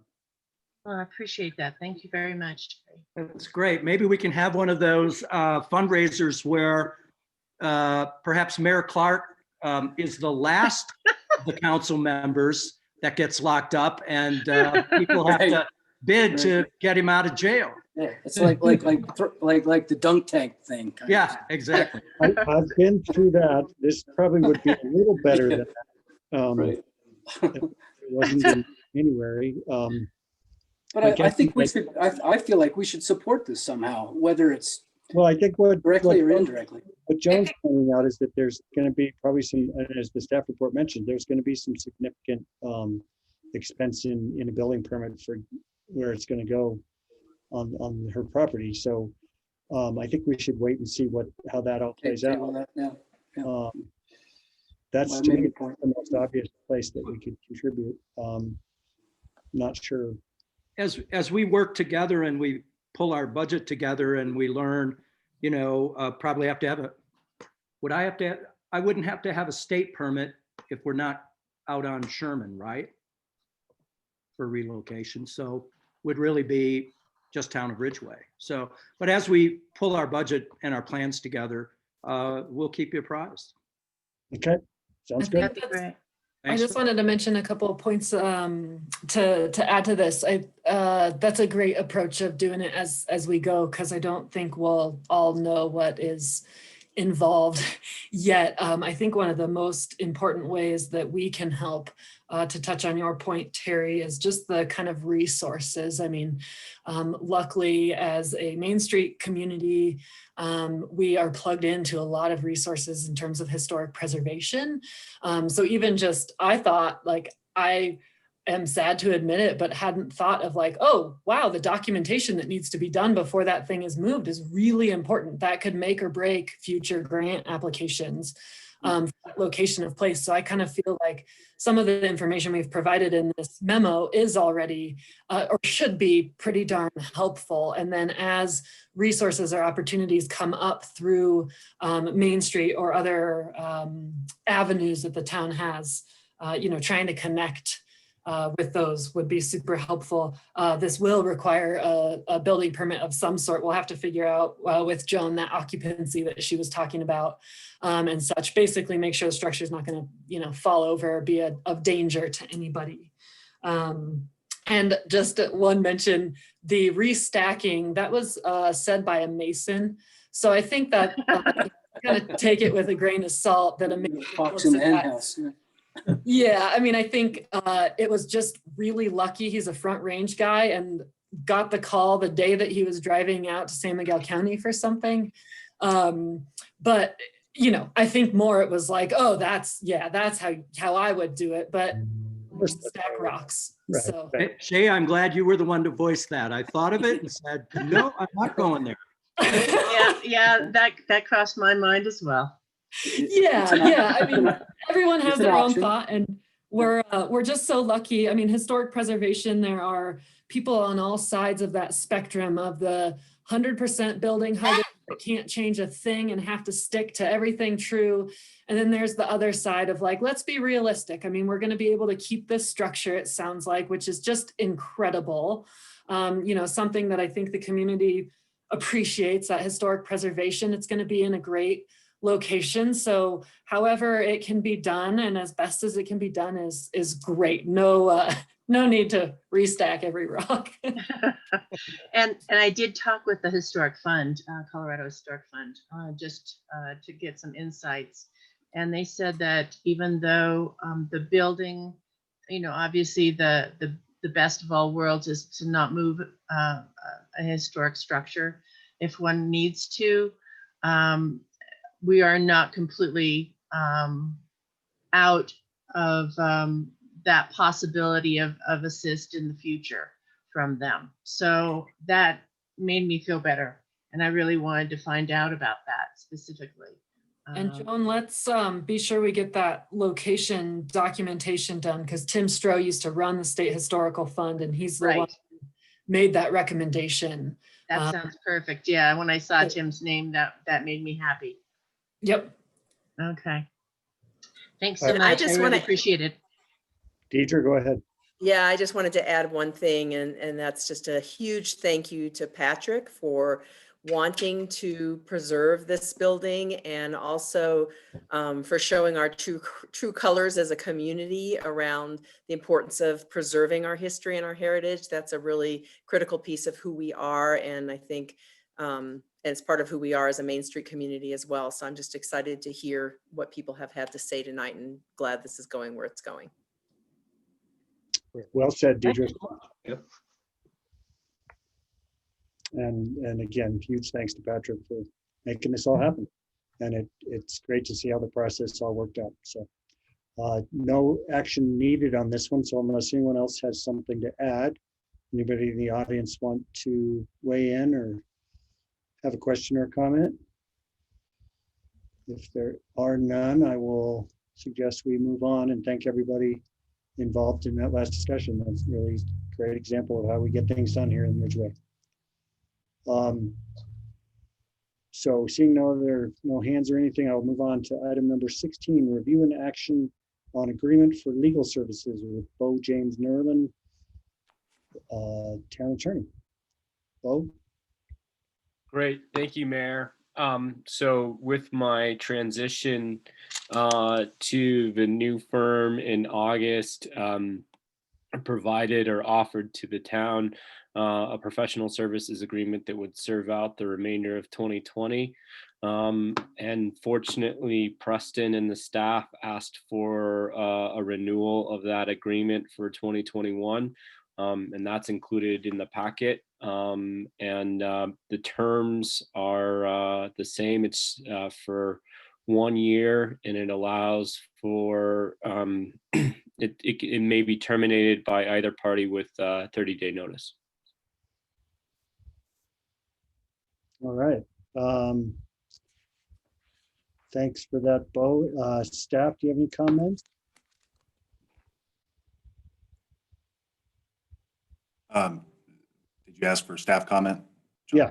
Oh, I think Bo's suit is fantastic. This tie in particular, yeah. I don't see it anymore. I'm still wearing it, just Yeah. just in case There- anybody's there he is. curious. So There he is, looking good. All right, any questions from council? It seems this is a pretty straightforward deal. We're very happy with Bo's services and want to continue. Is there anybody in the audience that has any questions or comments for either staff or council or the town attorney, for that matter? All right. Seeing and hearing none, does somebody want to make a motion? I move to approve the professional services agreement between the town of Ridgway, Colorado and Bo James Merlin PC for the year 2021. Second. Great, motion made and seconded. Motion made by Russ, seconded by Terry, I believe. Can we have a roll call vote, please? Councilmember Grambly, Aye. Lakin, Aye. Meyer, Aye. Skylar, Aye. Mayor Pro Tem Johnson. Aye.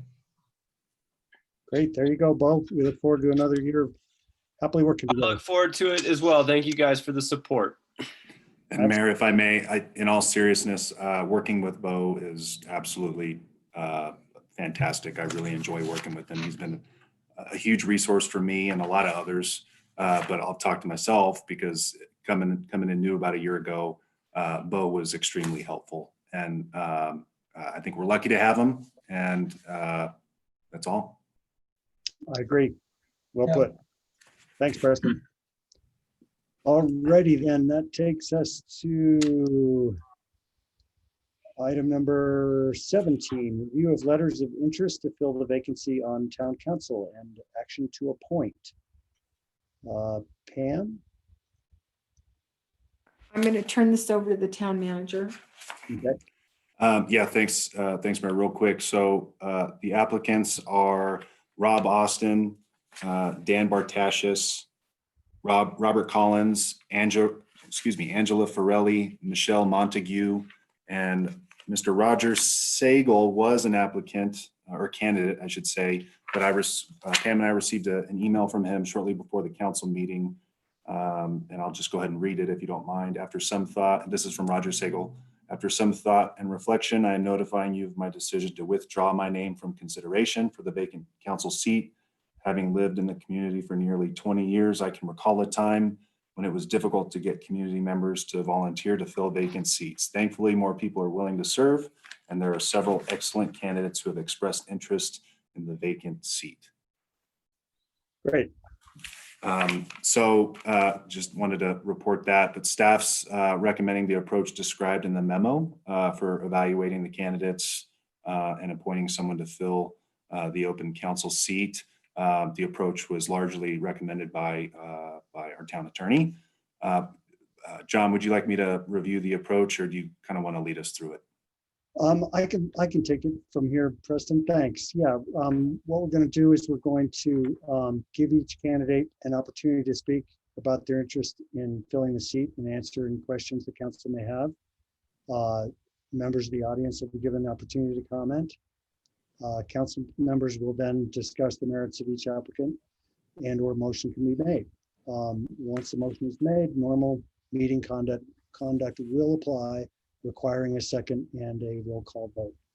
So if anybody was thinking that maybe we could do a secret ballot so we wouldn't hurt anybody's feelings, that would be like voting in executive session, which we obviously can't do. So this is going to require a normal process, and we'll just have a good discussion. We'll give everybody a chance to tell us about their interest, and we'll just go through that alphabetically, I believe. So if everybody's ready, unless anybody on council have a different opinion on how to approach this. I see heads shaking. So we'll just take them alphabetically. And the first applicant is Rob Austin, former council member. Rob, do you want to give us your thoughts? I just want to say, I guess I have to do that. I just wanted to say that I have a lot of gratitude for even being considered for this position, having performed this function already this year. I certainly know how important it is. And I just want to say you have an amazing group of applicants. You have some very qualified people. Like the attorney, I am pleased to see the interest and the large group of qualified individuals wanting to serve. And I just wish you all wisdom in your discussion and in making a choice tonight. You have a difficult choice. Indeed, we do. Thanks, Rob. So let's do it this way. We'll let each person, each applicant speak, and then we'll let council ask questions if you have any. We'll let the audience ask questions. We'll do all the Q&A after each applicant speaks, if that's okay with everybody. So anybody on council have questions or comments or anything for Rob? Don't see any. Anybody in the audience have questions for Rob?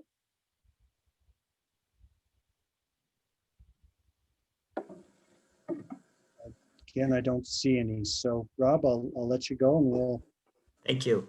Yeah, thank you. Thanks for your interest. Next up is Dan Bartashis. Dan, are you on? Yes, am I there? Yep, there you go. Go ahead. Good. Yeah, so thank you for considering me. I believe I'll be a good fit to fill the vacancy on the town council. I have lived in Ridgway for the last 43 years, so I will bring history and knowledge of the town. I have always been dedicated and enjoyed helping the citizens of Ridgway. I served for 31 years on the Ridgway Fire Department. I'm a past town board member, past P&Z member, and retired town employee. I have knowledge of the town's budget and municipal codes. I've also experience in working with other board members. I was a board member of the Ridgway Fire Protection District for almost 10 years.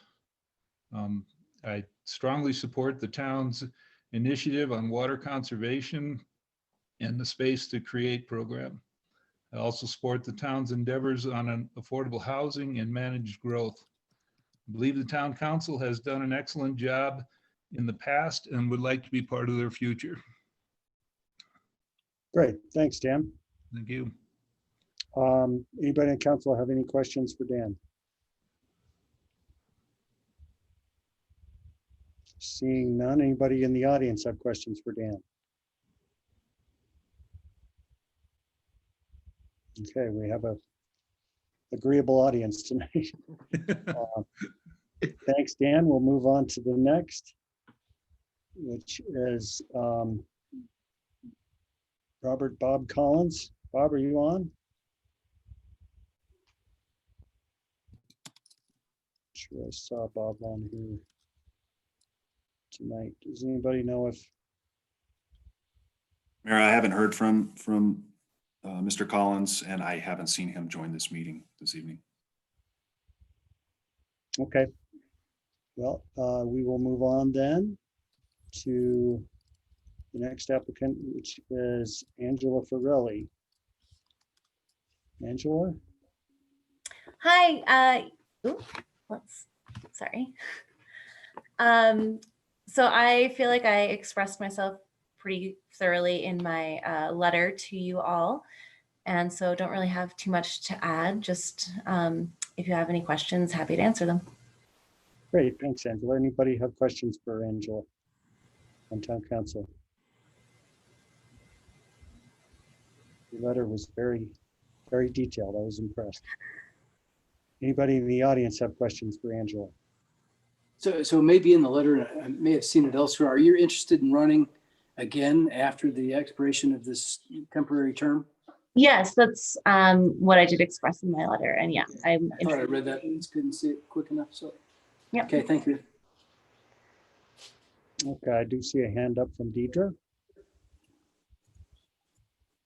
You were unmuted there for a second. Huh. There you go. Go ahead, Deidre. Oh. Muted again. I There don't you know go. why it kept muting me. I'm not sure why, but yeah, Angela, I have not read your letter, and I would love it if you could just say a little bit about what interests you in running for council at this point. Yeah, sure. Thanks, Deidre. So I am interested. I know that the town has adopted the master plan, and a lot of what is in that master plan has, I guess, interested me in terms of the environmental impacts, you know, how we're going to be growing as a community, the expected growth the town is looking to see in the coming years, how we're going to manage that in terms of environmental impact and keeping the town's character. That master plan is very detailed and represents a lot of what I think and, you know, look forward to for the town prospering and growing in a sustainable, conscious way. So I would really like to be involved in implementing those items in the master plan. I do have a background in environmental anthropology, dealing with, you know, environmental impact, humans, and the nature interacting with each other, and think that that would be kind of a valuable lens to come to that master plan through. So I hope that answered your question. Yes, absolutely. Thank you so much, Angela. Great. I believe I saw Jake Neese's hand up there for a second, but I don't now. Jake, did you change your mind? Hi, I'll go ahead and say something. I just wanted to offer a word of support for Angela. I know her to be very engaged and is following along with a lot of the local issues, and to be very smart and thoughtful, and I think she would be an excellent candidate. Okay, thanks, Jake. I believe I gave council an opportunity to ask questions, but is there any last minute questions? Anybody else in the audience? Okay, thanks, Angela. Thank you. We'll move on to Michelle Montague. Hi, Michelle. Hello, can you hear me? Yep. Excellent. I've lived in the region for 34 years. I've been a part-time resident of Ridgway since 2015, when I started working at the Z Foundation as the Associate Financial Officer. And I have been full-time since 2018 and am now the Chief Financial Officer at the Z Foundation. So I have an accounting background.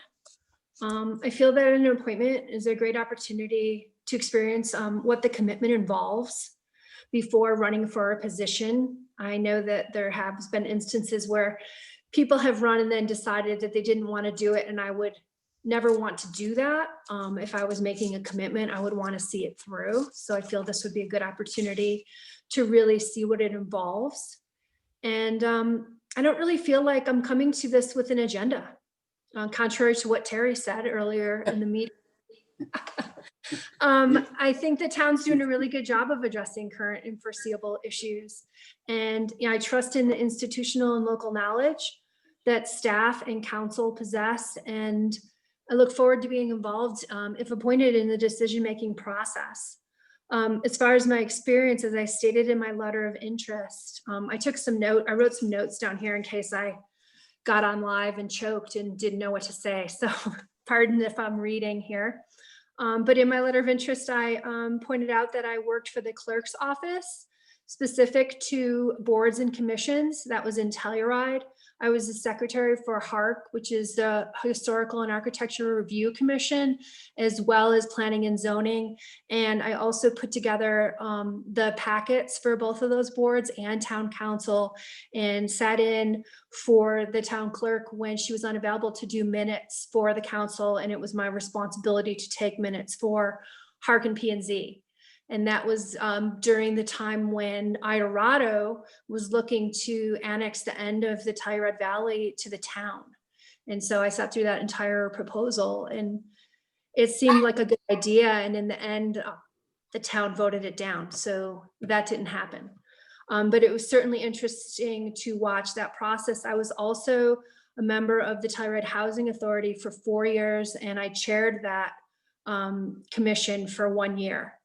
And that was when part of Shendoka complex was built, and we designed and presented the Wilkin Court project. And that's when the developer mitigation plan was written. I certainly didn't write it, but I did have some input on that. And I feel like those experiences would enable me to work with existing council and town staff within the system of town government. So I hope that you'll consider me for the position, and thanks for your time. Thanks, Michelle. Anybody have any questions for Michelle? Anybody in the audience have questions for Michelle? All righty then. Thanks, Michelle. We will now do some deliberation. As Preston said, the last applicant, Roger Sagal, who's in the packet, has withdrawn his name from consideration. So before us, we have Rob, we have Dan, we have Bob, and Angela and Michelle. And I won't get to vote on this unless there's a tie. So I'll open it up for you guys to deliberate. Once you guys have sort of given your thoughts, I'd like a last opportunity to give some thoughts, since I won't be able to vote unless there's a tie. But does somebody want to start? It's great that so many people were interested in signing up for council. That's fantastic. Experienced people too. Yeah, great slate of candidates. Absolutely. Best I've seen. As Roger said in his email today to staff, in the past, it'd be hard to get 1 or 2 people to put their names in the hat for an opening like this. So to get 5 or 6 really qualified people is really exciting. And since we have a lot of qualified people who came here to speak tonight, I feel like I would be inclined to eliminate Mr. Collins from our discussion, since he didn't know.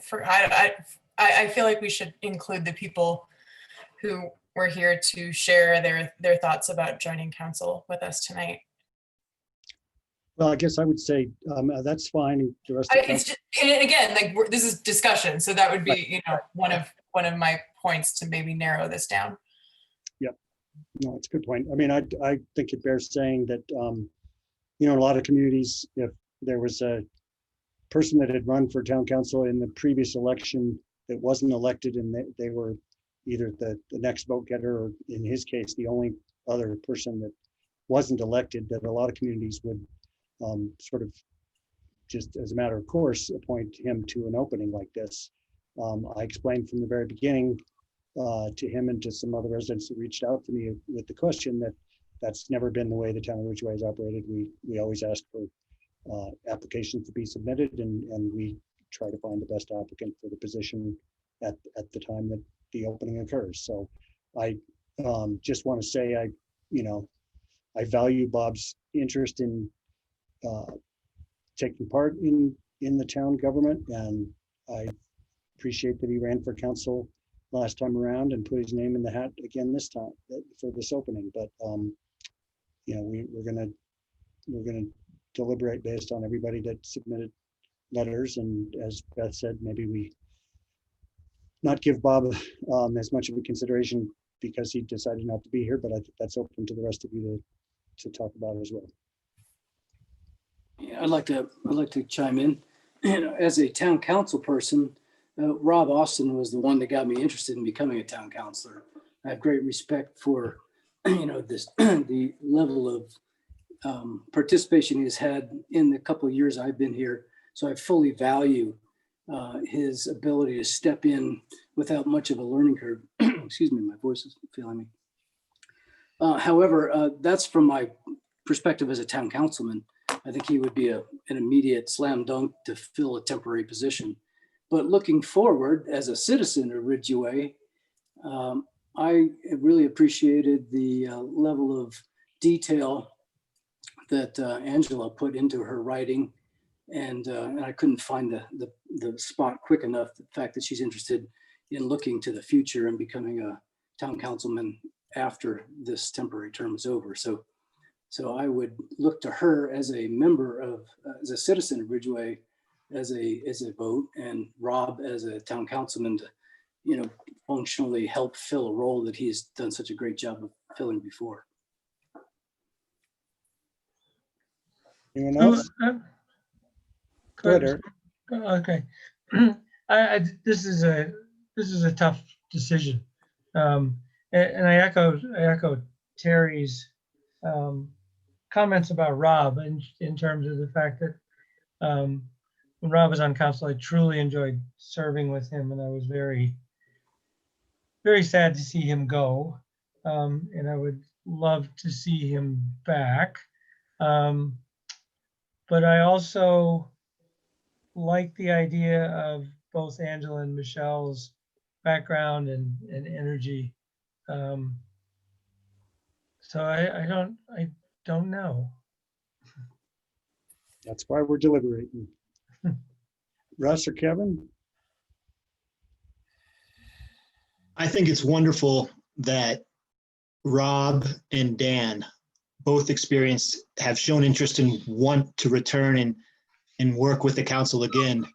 But like Terry and Eric had said, looking forward, it's Angela or Michelle. It's nice to see that passion and the want to grow in the future.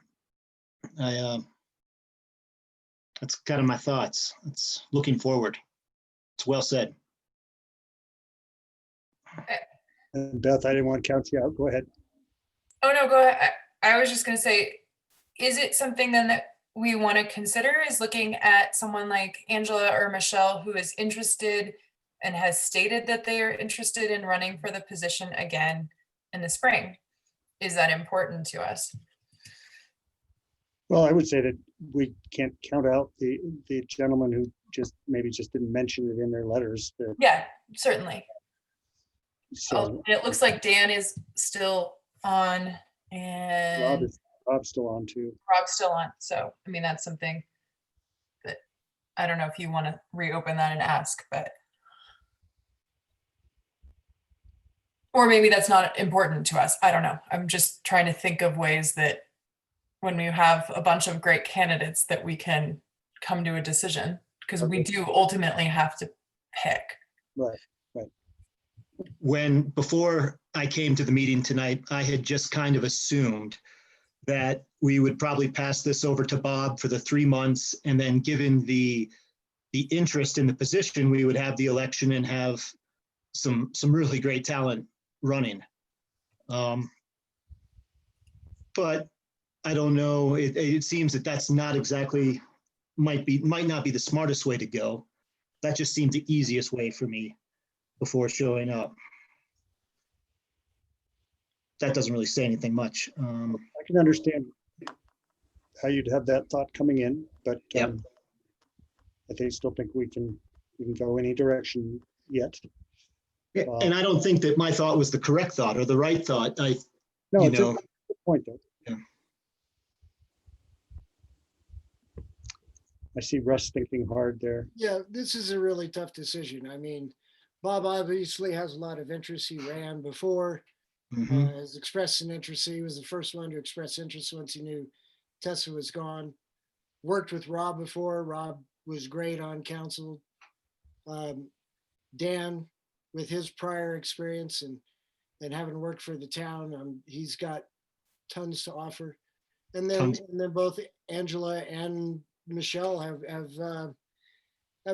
got good interests in going forward with this and moving the town forward. So there's not I'm struggling to come up with a clear winner on this one, actually. I think that the great news is that we can't go wrong. I think no matter who we choose, we're going to be in great position. We're going to have somebody who's got a good head on their shoulders, interest in moving the town forward, passion for the town, all those things. I think that's how lucky can we be? I would like to throw out one thing, having given everybody else a chance to talk. One thing that means a lot to me, and no offense to the other old white men, Kevin, you're not as old as the rest of us, but the white men on this council, I would really like to see us appoint a woman to replace Tessa as to keep the two women that we had before. I think I am a father of two girls. I feel like we need to have more women in leadership positions in the world, in this country, at every level of government. And I think we have two amazing female candidates here in front of us that,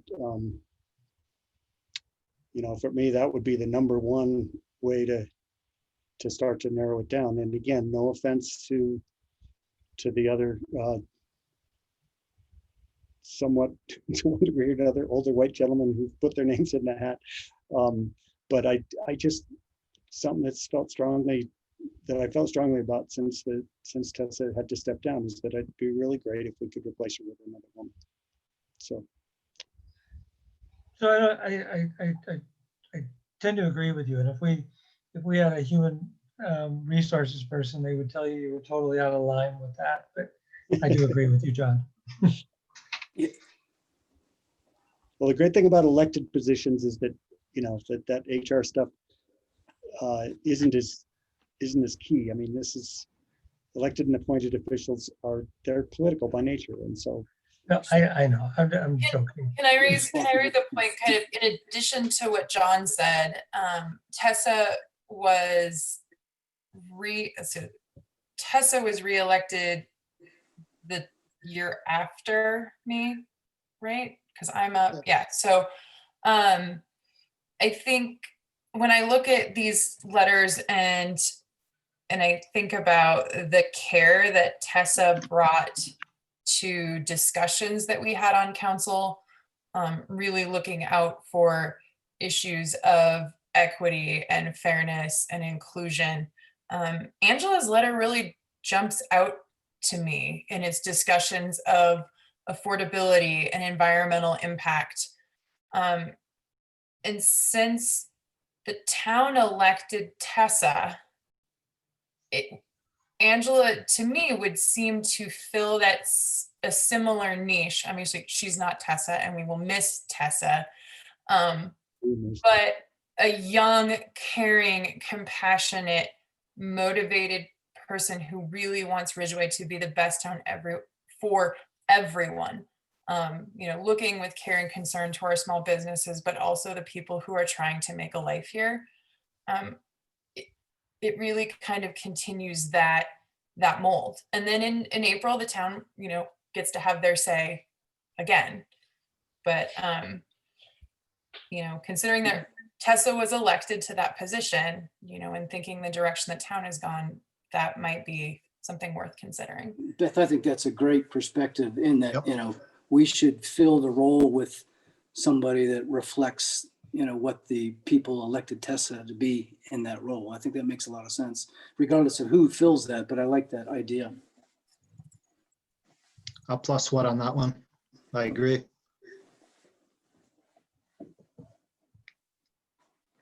And I would agree with everything you said. And I don't think we could go wrong with either Angela or Michelle at this point. So from both those perspectives. Yeah, as I said, I don't think we go wrong with any of these candidates. No, we can't. No. Yeah. Great thing about it. But still have the tough decision in front of us. This is one of those rare times where I'm glad I don't have to.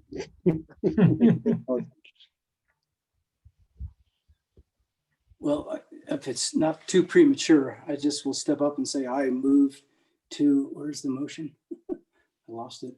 To appoint Angela Farelli to fill the vacancy of town council until the next regular election. I second that. All right, bold move. Terry makes the motion, Kevin seconds. Any other discussion? Can we have a roll call vote, please? Councilmember Gramley, Aye. Lakin, Aye. Meyer, Aye. Skylar, Aye. Mayor Pro Tem Johnson. Aye. There we go. Boom. A unanimous vote. Thanks, everybody. And I have to say, huge thank you to everyone who's put their name in the hat. I really feel bad for each and every one of you that wasn't chosen. We would have loved to have each and every one of you join us. You could tell how hard of a decision it was, but we had to make a choice. So again, we've got an election coming up again in April, and there will be seats open. I don't remember who else up. This seat will be up, and Beth is up, and This old white guy's not running. Eric. Oh, you're announcing you're not running. Okay, that's Yeah. Wow, that's big news.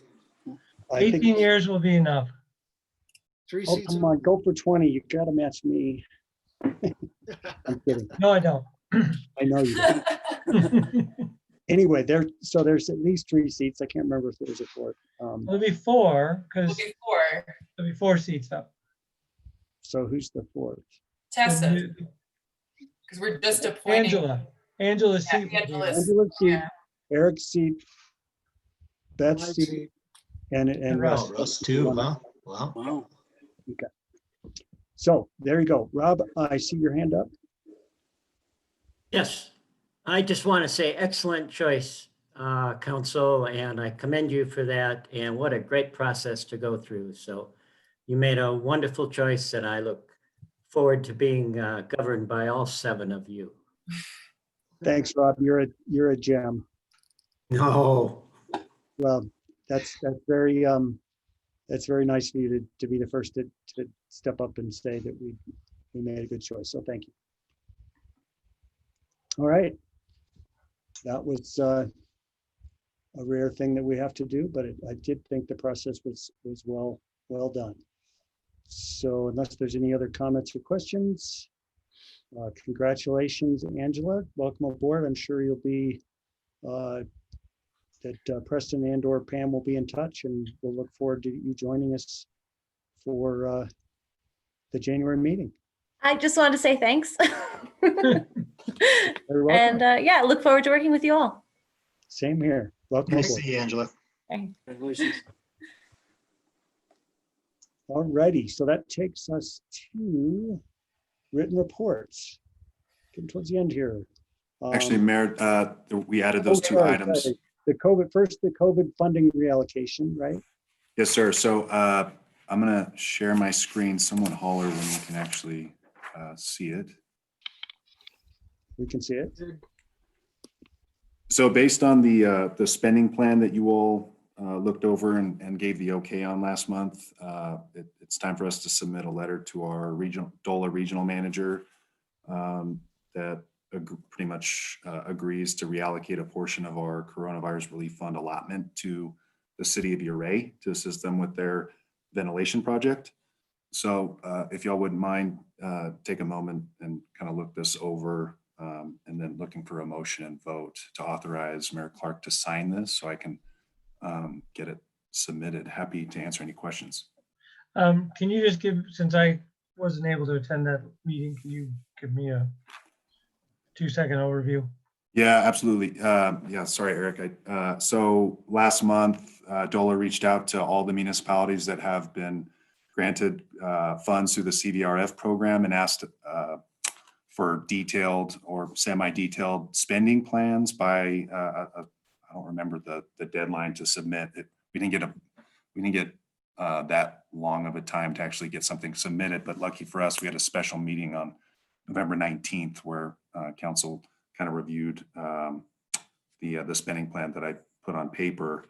And it kind of detailed the remaining $75,000 that we have in our allotment. Since that time, we've submitted our second reimbursement request. So that number has gone down, but it was very detailed. I could try to bring it up That's okay. somewhere, but it was very detailed. Overview. Yeah, it had a bulleted list of the remaining expenditures as part of that plan. And the last item was a reallocation to the city of Ouray based on some conversations with Melissa Drake and Connie Hunt about their need for assistance with a ventilation issue they're having at their city hall.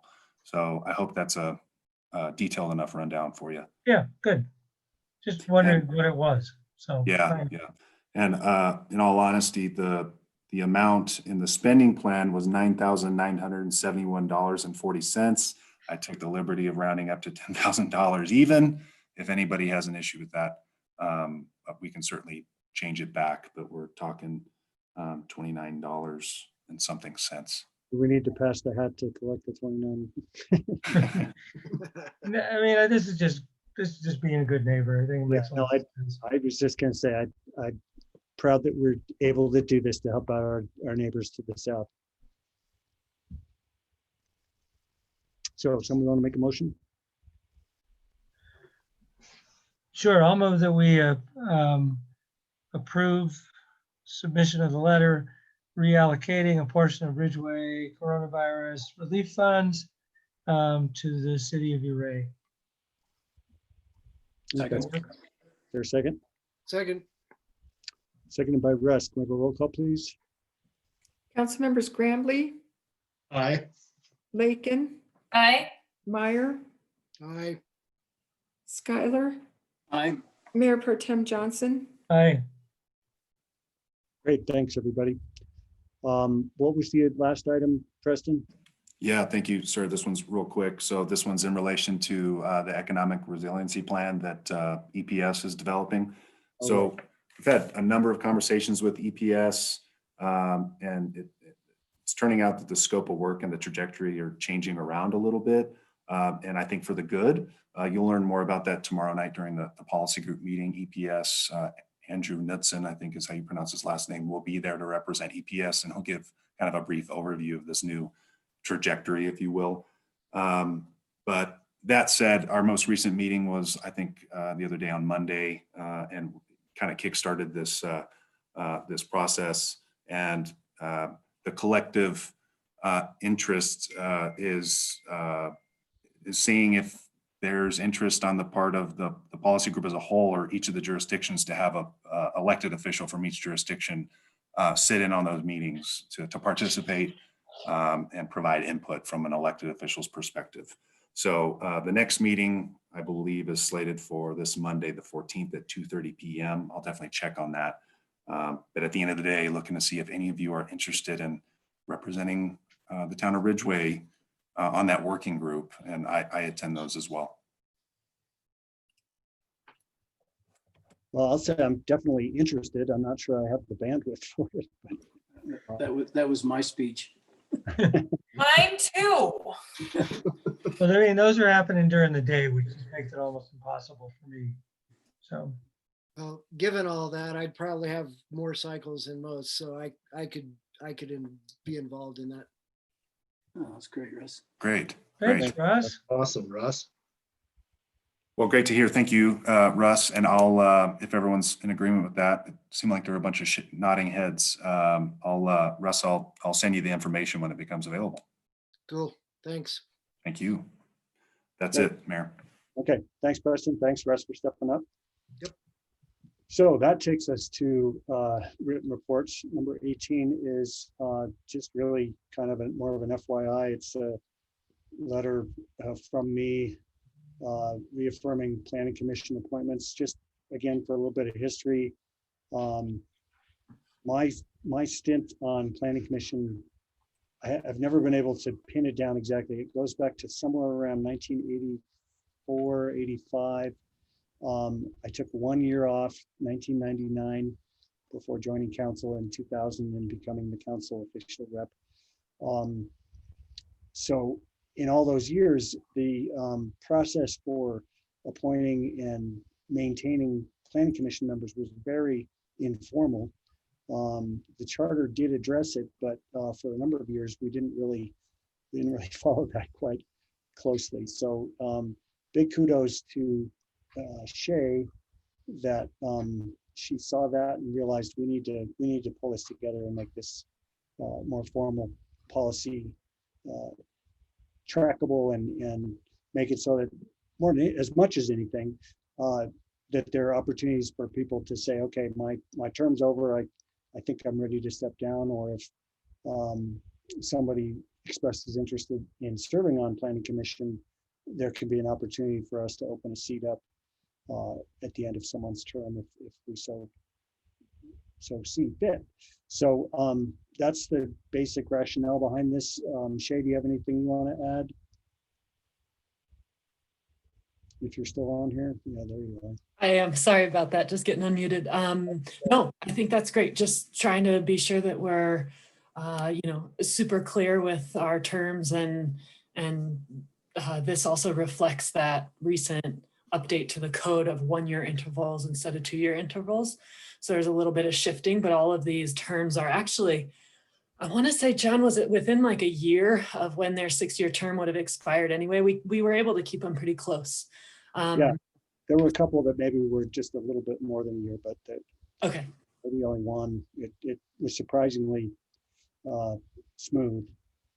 Yeah, and just excited to have it all organized and in a way that we can track it. And I've had a couple of people express interest to me. So perhaps we'll, when another chair opens, we might have some turnover. We'll see, but we're also avoiding major turnover all at once, which is nice just for continuing operations. Does anybody have any questions for staff or anybody on this?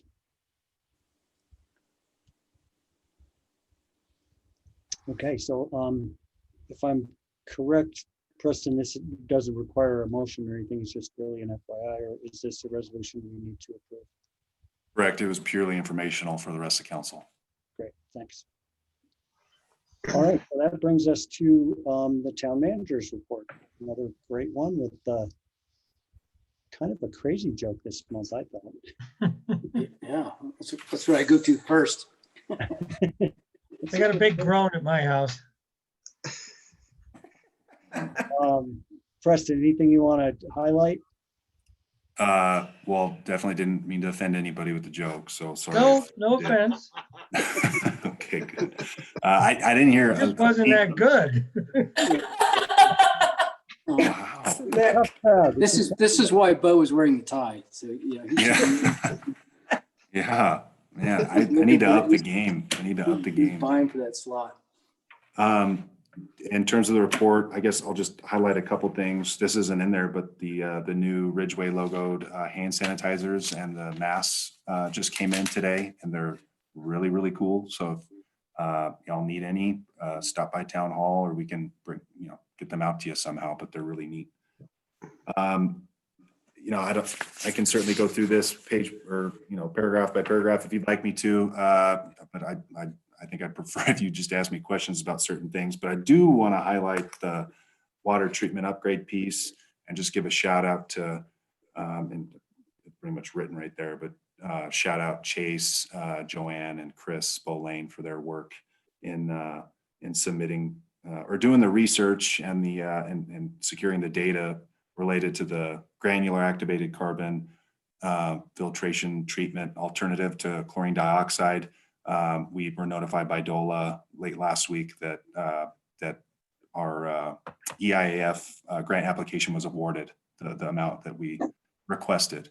So it can't be understated the amount of energy and time that they all put into doing the due diligence to get that application where it needed to be. There's a lot more work that does need to be done. Need to have some more conversation as we forge ahead. But yeah, Chase put in a ton of work on that application, and Joanne. I agree with your comment.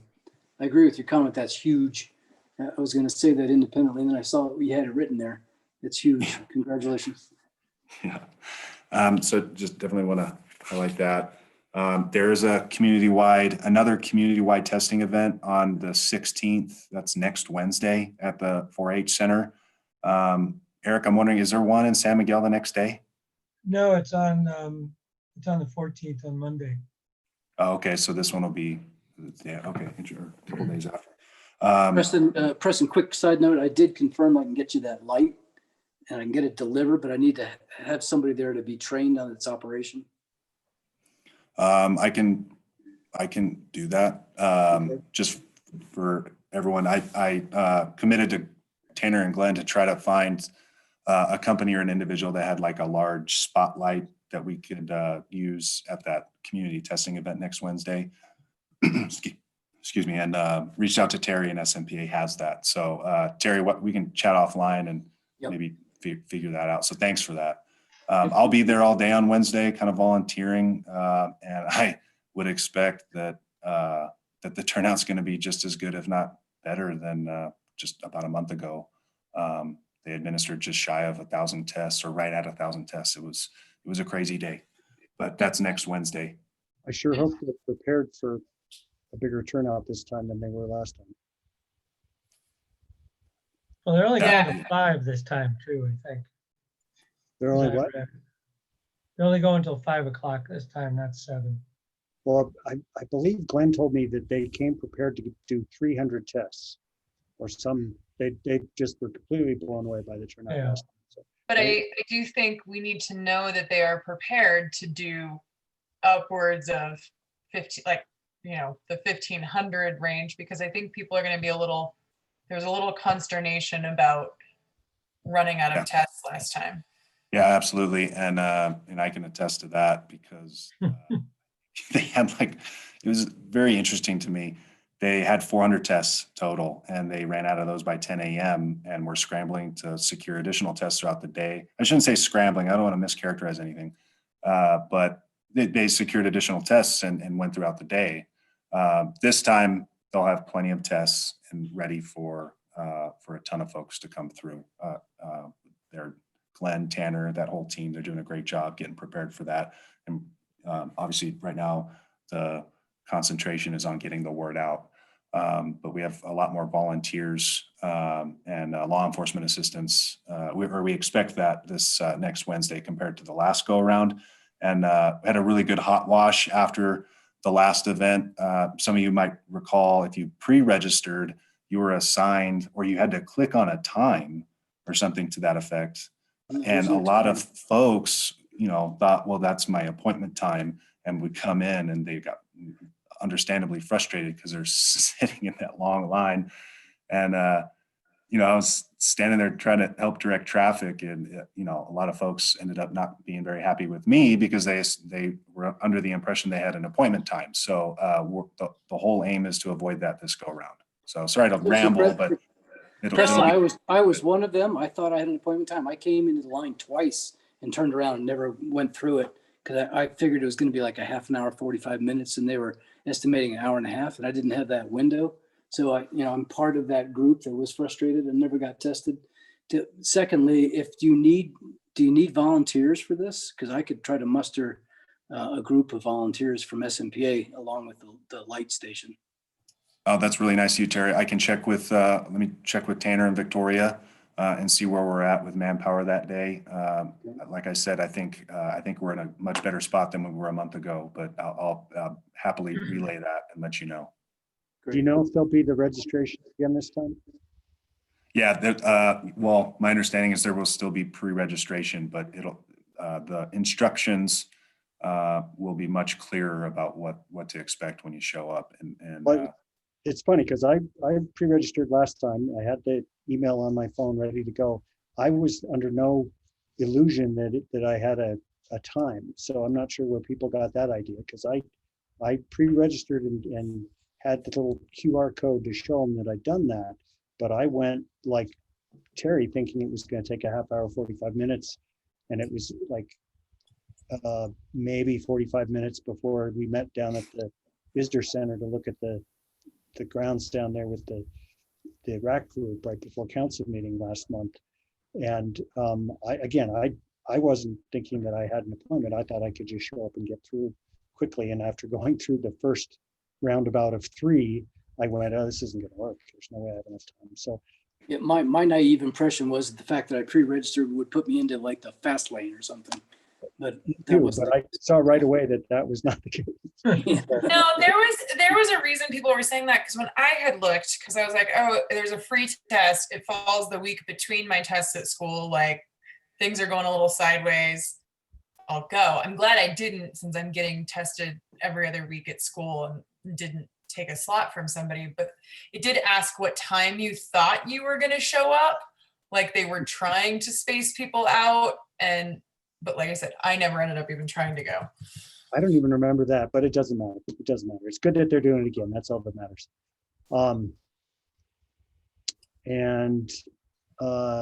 Let's see, the things I wanted to highlight in the manager's report, if you're open to that, Preston, I think the takeout parking spots is a big deal. I think it's important to highlight that we're doing what we can to support our local businesses, and this is something that they asked for a month or so ago in the discussions with Unified Command, and for us to be getting this done is another huge deal.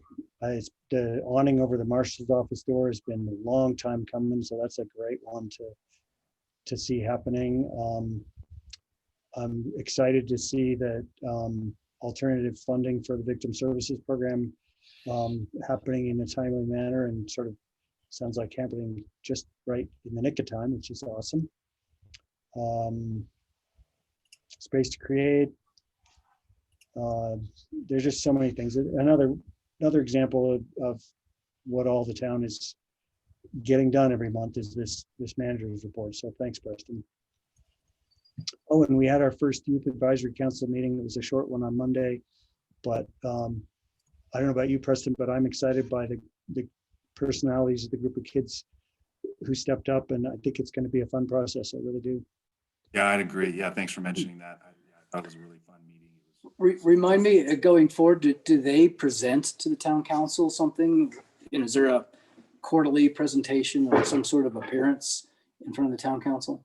Not formally, right, Preston? I think what we tried to say to them is, they, to their credit, at least one of them said, what do you guys have thoughts or directions for us? What do you want us to be doing? And I chimed in and said, my dream for this program all along has been to get sort of a finger on the pulse of the youth of the community, to find out what's important to them and what they care about and what they think about the things that we're doing. And so we basically, Preston sent them the council packet from tonight, today, just so that they could see what all was on the docket. And we just encouraged them to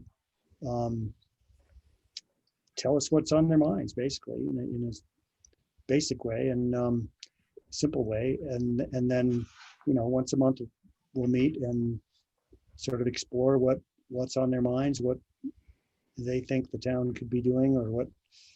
It's pretty wide open, wouldn't you say, Preston? Yeah, thanks, Mayor. And I think the aim right now should be to kind of get them acclimated. Next meeting, I'm planning, I might use Bo's help a little bit, but planning a local government 101 presentation for them, just to kind of give them the lay of the land about what the town of Ridgway local government's all about.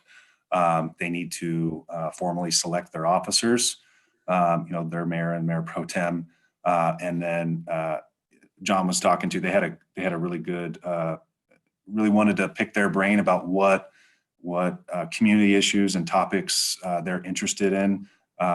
We heard fire restrictions and mitigation. We heard climate change, sustainability was a huge one.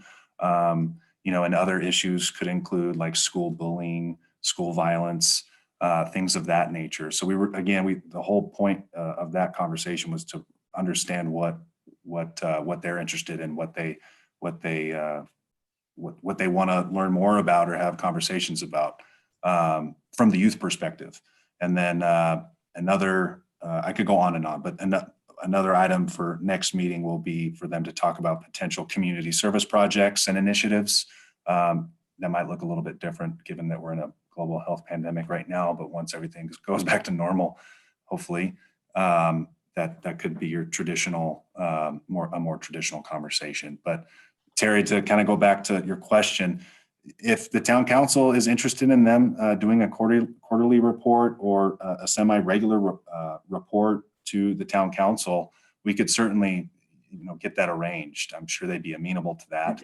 Well, I think it's an important lesson. Part of the section in the meeting that we're in right now is council committee reports, And part of being responsible to a community organization is accountability, and accountability is usually in presentation or report. So I think it would be a wise thing to get them engaged in generating a periodic report of their thoughts so that they can pass the benefit of their, their interactions in an engaging way to the town council, which is the one that, promoted the formation of the group to begin with. Absolutely, and that's well said. I would want to bring up that they are teenagers and students, and I just want to be careful about Sure. them that has to be attending late town council meetings. But your point well taken. Well, even if it's a written report, that's submitted in this section of our meeting, I mean, I'm responsible for a written report when I have something to say, but right. But I think that would be informational to us to see what their thoughts are compiled. So somebody who works with teenagers on a regular basis, I think picking out maybe one or two things that are going to show up on the agenda and specifically asking them for some feedback on that is going to help build the trust that we actually want to listen to them. So things that jump out on our agenda this time to me are the strategic plan. That's going to let them speak to their passions around climate change and fire and what they want to see Ridgway be as young people who are going to be here for a long period of time. It's complex, but we want to give them the opportunity to deal with some of that complex material, but it's also a place that they can give really strong feedback and have opinions.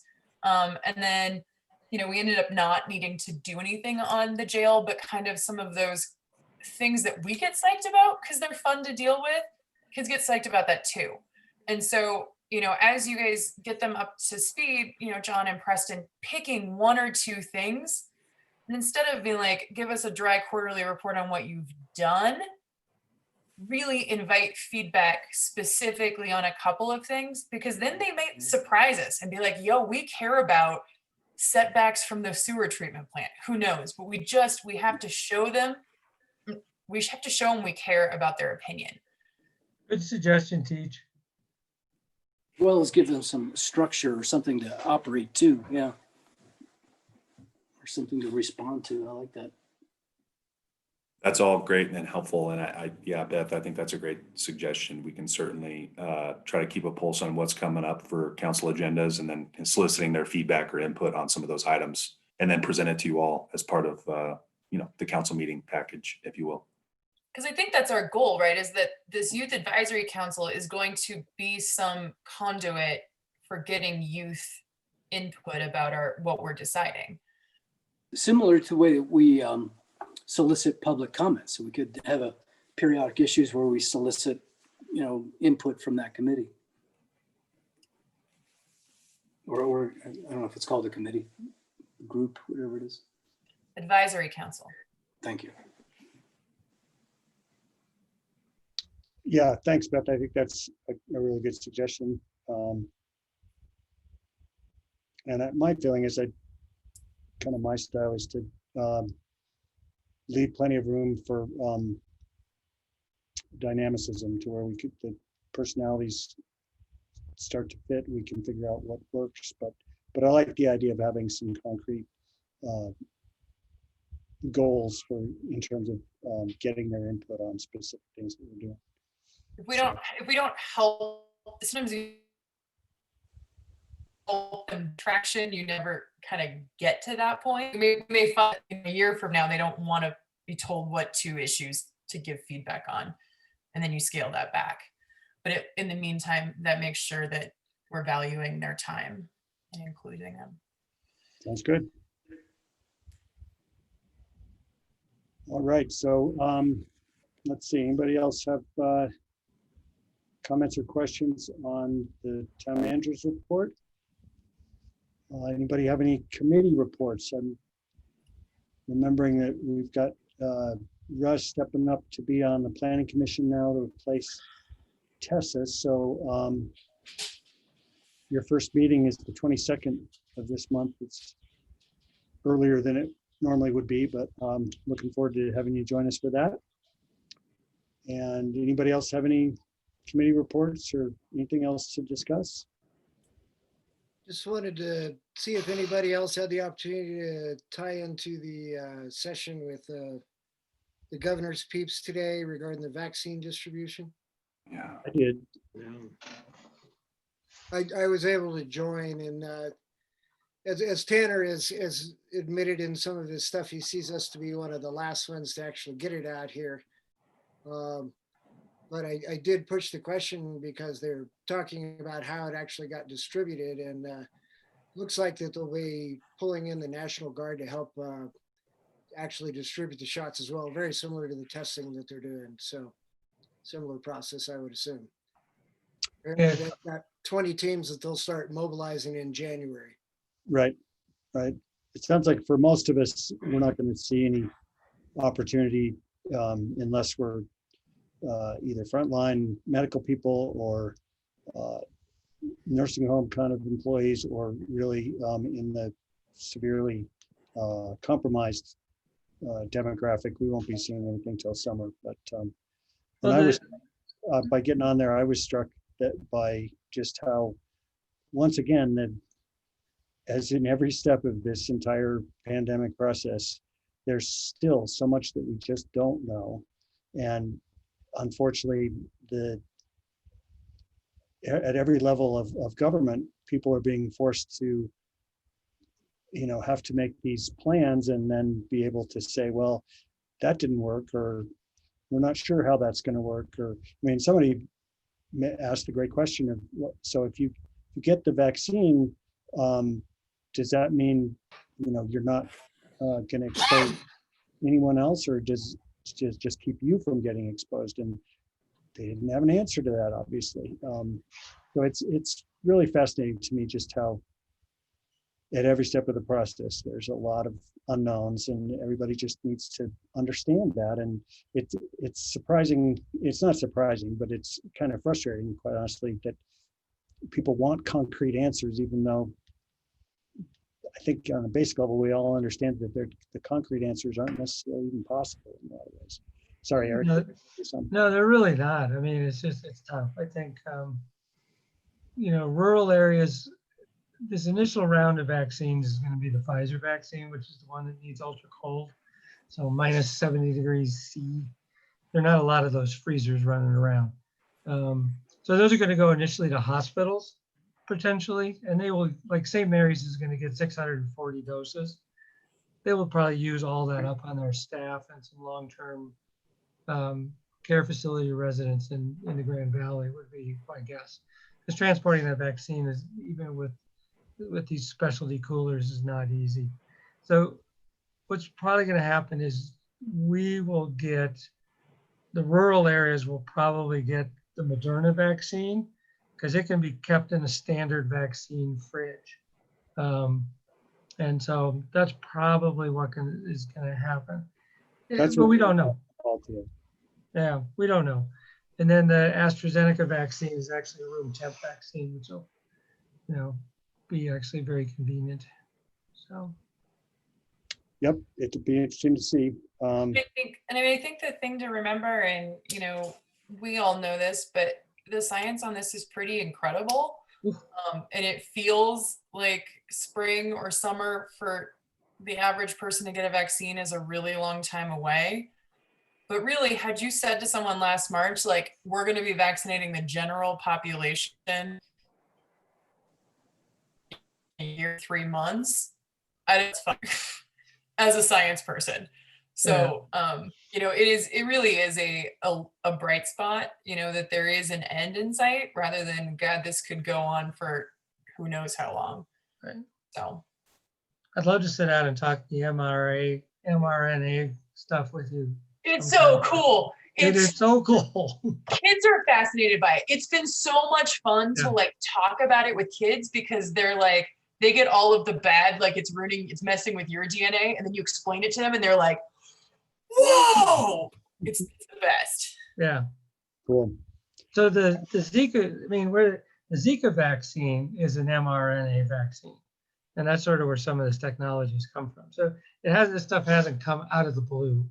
The technology has been there for a while, but there are vaccines that are out there that utilize this. The Ebola utilizes it as well, but they're kind of orphan-y vaccines, for this country. So, but it's cool. Anyway, if anyone wants to nerd out on vaccine stuff, not even specifically about COVID, you should listen to the recent Radio Lab talking about the guy who was like the pro at attenuating viruses for use in like the measles vaccine and the chickenpox vaccine, and really fascinating. And then you compare that to how there actually is no virus in the COVID one. It's really neat.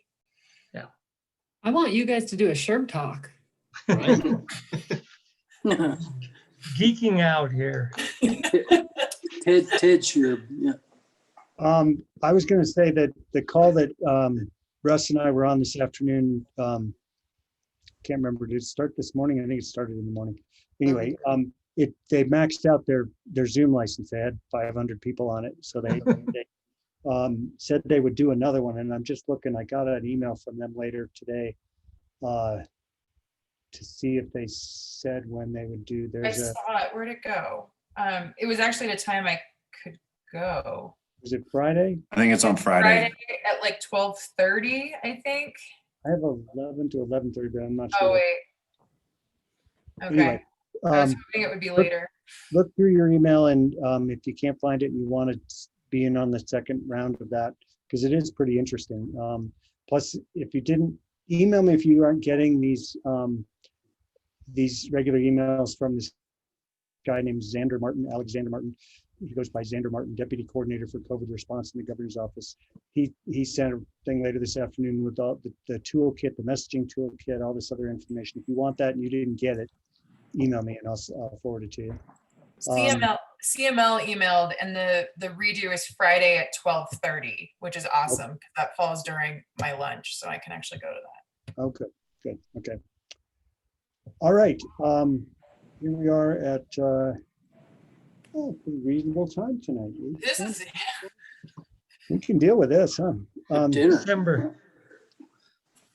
Well, and I want to remember, I'm glad I thought of this. Preston, when you and I did agenda review last week, I asked you to run by Pam and staff if they had any thoughts about sort of an alternative Christmas party. Like I suggested maybe a Zoom call where we could all raise a glass, even just for 15 minutes or half an hour. Did staff have any thoughts about that? Did ask a few, and I'll let Pam kind of just talk to her own interest. And everyone was like, yeah, I mean, we could certainly do that. I mean, in all honesty, no one was like, that's the coolest idea I've ever heard in my life. How about a bonfire at the new pavilion? But I think John, I think it's a great thought and a great idea if everyone else was amenable to it. A quick Zoom call to raise a glass or something like that. Or even, I mean, I'm open to a socially distanced outdoor thing. I mean, I still think that. I feel like we have too many. Yeah, the 10 max is still a thing, isn't it? Yeah, I would definitely recommend against that. Maybe we could do 3 separate groups of 10. Little pods of 10 people, yeah. Just like the kids are in soccer. So I'm curious to hear. Pods of 10 people. I just think I would be way more comfortable with us shying away from anything that reeks of not following orders pretty strictly. The last thing we want to do is that. Pam, did you have some thoughts? Not really. I think Preston just said everything as far as what everyone was expressing today. Okay, so I don't have any great ideas, I'm sorry to say. That's fine. It's fine. He made it sound like you maybe had an idea. Did you guys at the November 19th meeting talk about bonuses? Fire at Pam's house. Did that come up? It didn't really, and that's another thing. Thank you for reminding me. Both employee bonuses and I've got Preston working on his own version of an employment review. Some of you remember doing Jen's the last year or two or more, some of us. Jen had created quite an elaborate form and system, and I gave Preston the go ahead to take that packet of stuff that very nicely Rob Austin had forwarded to me what he'd saved. And I gave Preston the go ahead to kind of create his own thing that would be more his style. And he's got some time to do that, but he's committed to doing that. As far as bonuses go, Well, no, I Yeah, Mayor. suggested to Preston and Pam that since we Yeah, weren't if I can just having a jump in. Christmas party. Yeah. Sorry, I didn't mean to cut you off, Eric, but Okay. just jump in. Yeah, we got your email, Eric, and essentially ran with it. If I Okay. remember right, Pam emailed council for some input about how to move forward. We didn't hear from anybody in particular, so. Well, no, that's true. Not true. I heard from everybody. Oh, you did? Yeah. Oh, sorry, I was yeah, wrong. we sent an email saying that I think you had suggested it, Eric, that we just do what we had done in last year, and everyone gave the thumbs up. So Okay. we moved Good. forward with that. This is Okay, why- Yeah, that was actually budgeted in this year. So Okay, I wanted it's to in the make sure we budget got we that done. adopted tonight. Okay, good. Okay, so well, back to the Christmas party idea. It kind of sounds to me like staff is mostly open to the idea, but they're not excited about it. Would that be accurate? Isn't that how we all feel about Zoom at this point? Yes. Come on, I just love this. No. Yeah, well, 6 times a day. Yeah. Yeah. I've been on, this is probably my 6th or 7th hour today. I don't know. It's not worth keeping track of. What are your thoughts? I guess what we could do in some other alternatives. I always want to make sure that staff gets a clear message from us, how much we value them, how much we care about them, how much we want them to know, especially this year, how we appreciate how hard they work for the town and its residents and for us. And just find a way to really show our appreciation. The Christmas party's been, obviously a great way to do that, serve them a nice meal and some cocktails and maybe even dance a little bit and just have a good old time. If we can't do that this year, does anybody have some other ideas? I might actually spend some time on New York Times on an article that talked about some companies' alternate Christmas parties, and they were all totally out there. So not something I think we could do. Is there a way we could come up with a, within protocol, outdoor, socially distanced, raise a glass kind of a event, even if it's only for a half an hour? Whether it be at the pavilion or out at the stage or something like that? Not if it's Or socially distanced. We've got we got 22 staff or something, 25. Yeah, give or take. We could Each have get their 10 square we feet. could have each council member make a video and then send it to Shay to like spruce up and make a really cool video. See, I don't know if we have to put that on Just kidding, Shay. just kidding, just kidding. Just Okay, kidding. I was like, no, God, no. Oh, she's still here. She's still here. Thanks, Ben. No. No, I mean, John, I don't think your idea is a bad one. I think trying to pick a short period of time just to kind of gather together and literally say thank you maybe our best 2020 option without getting super elaborate. Yeah. How about this thought? Pam and Preston, it sounds like, I know Jen used to have weekly or bi-weekly staff meetings. Are you guys doing some sort of staff meeting at all regularly now?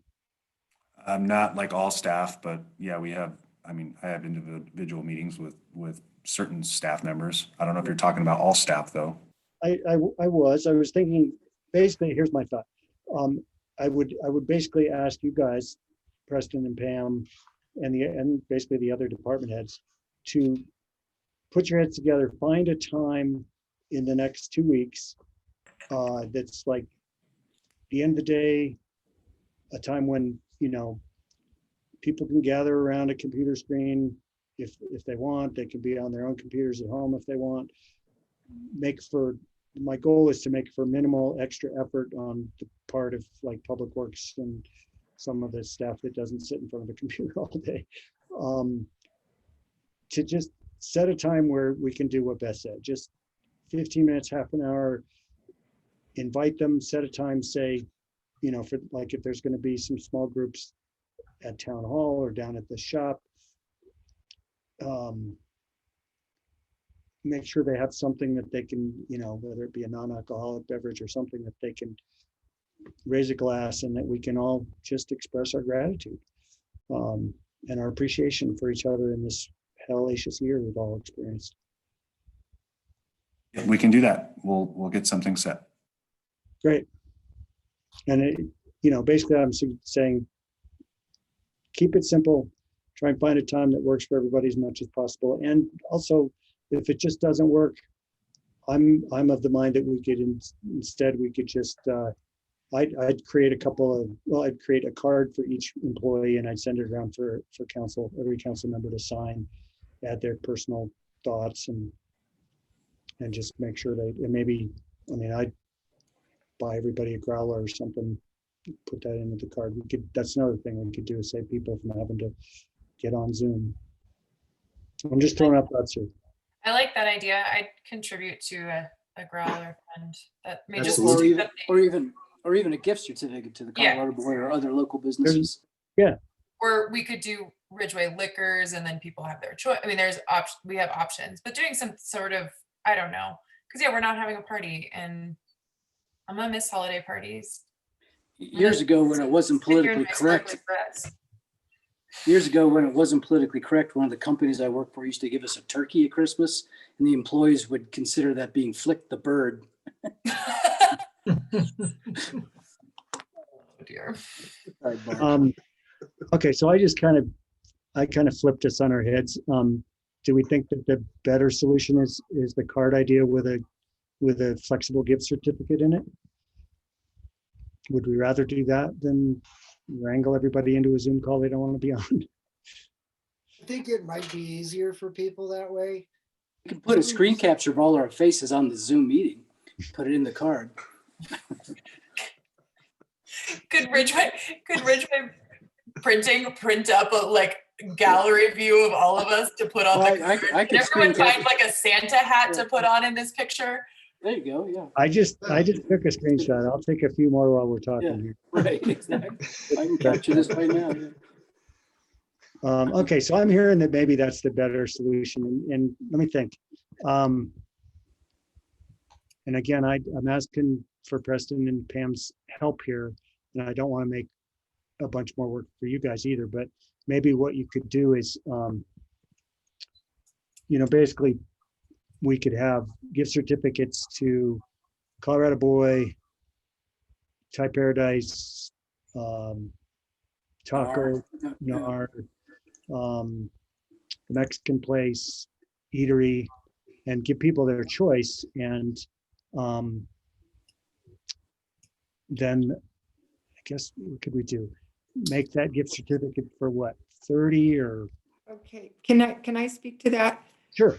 We've done that before and it was really hard on staff to administer, to give everyone an option and run around buying things like that. So if this is what you'd like to do, it'd be really helpful if you just pick one direction and go with it instead of. There's also the loaded credit card. That's what San Miguel Power gave us for Thanksgiving, a $25 credit card, use as you want kind of thing. Is that something you guys have done before, Pam? Are you getting towards the fact that you want everybody to have a little something so that they can go have a celebration on the town? Yes. Okay, so like Colorado Boy and. Well, Terry's latest suggestion was one of these Visa gift cards, just like a $25, $50 gift card. So they can choose where they want to use it. That they can use whatever they want. They can use it to pay their rent if they want.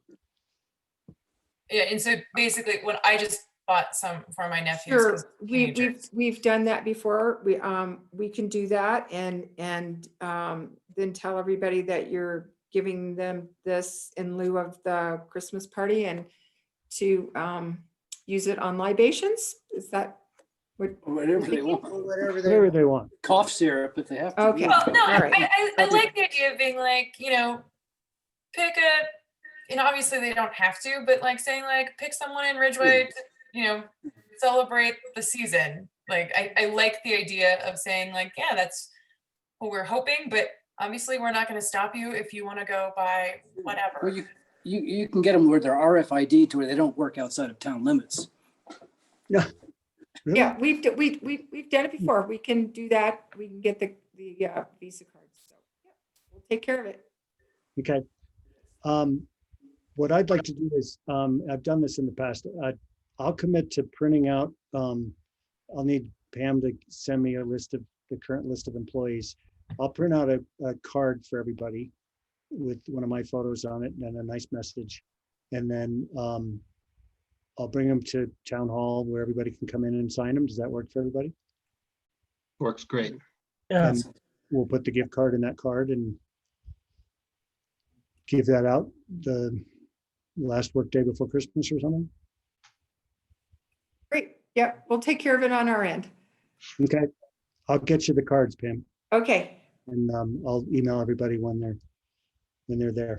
great. Does that work for everybody? Yeah, works great. Awesome. All right, does that do it for tonight? Anybody else have anything they want to add? Actually, Mayor, there's an executive session slated on this agenda, but you know, we could always punt it to the next meeting. It's not pressing by any means. Let's do it. It's only 8:30 and our next Yeah, let's meeting get it is over with. I'm 12:10. sorry, I forgot all about that. I agree. Bo, are you still here? I am still here, and yeah, it won't take too long. And Preston, how do you handle this? Do you want me to help you get the non-council people off and then sign off? Say that again, Shay. Do you want me to help you remove non-council people from the meeting and then sign off, or just? Oh, I mean, that would be helpful, very helpful. But hopefully everyone just goes off on their own accord, but we'll Yeah, see. just so Thank you, Shay. everybody in the audience knows, we're going to go into executive session to receive legal advice regarding enforcement of the town of Ridgway municipal code, and Bo's about to give us a legal citation to do that. So you can wait until that process is done, or you can hop off now. We thank you for your participation tonight, and we'll see you next time. Bo, what's the citation?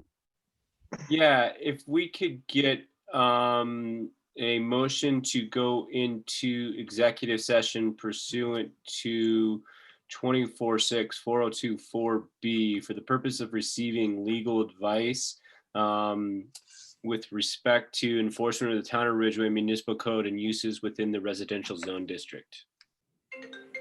So moved. There's a so moved. Is there a second? Second from Eric. Roll call vote, please. Councilmembers Grandly, Aye. Lakin, Aye. Meyer, You're Meyer. muted somehow. Oh, okay. Aye. Skylar, Aye. Mayor Pro Tem Johnson. Aye. Okay. Thanks, Shay. Looks like Shay left. Actually, Mayor, if I may, I just got a call from Erin McIntyre, and she was booted out of the meeting. So I would ask that we make sure we do this vote in the public setting when Erin can actually get back on and hear the vote. Understood. So hang on one second to call her back.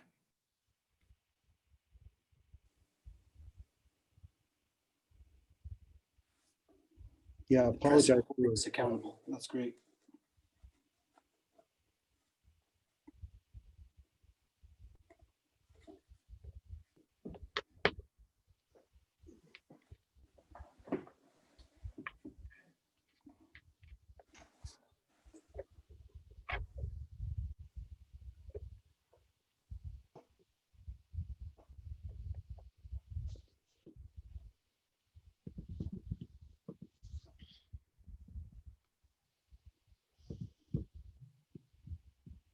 So she's gonna join here in a moment. Great. Thanks for your patience. Yeah, of course. Should have thought of that. It's the free press holding us accountable. It's perfect. Right? Well, they should. Yeah. Totally.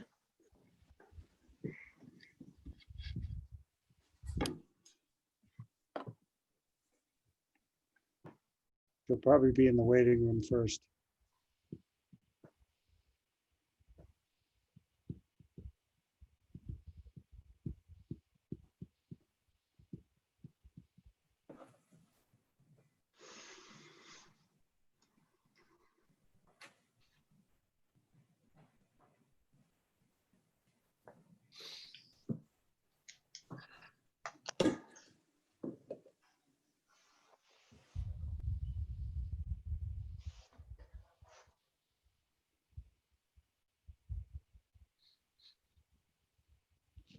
Well, this is the most painful meeting I've attended so far. My foot's really swollen.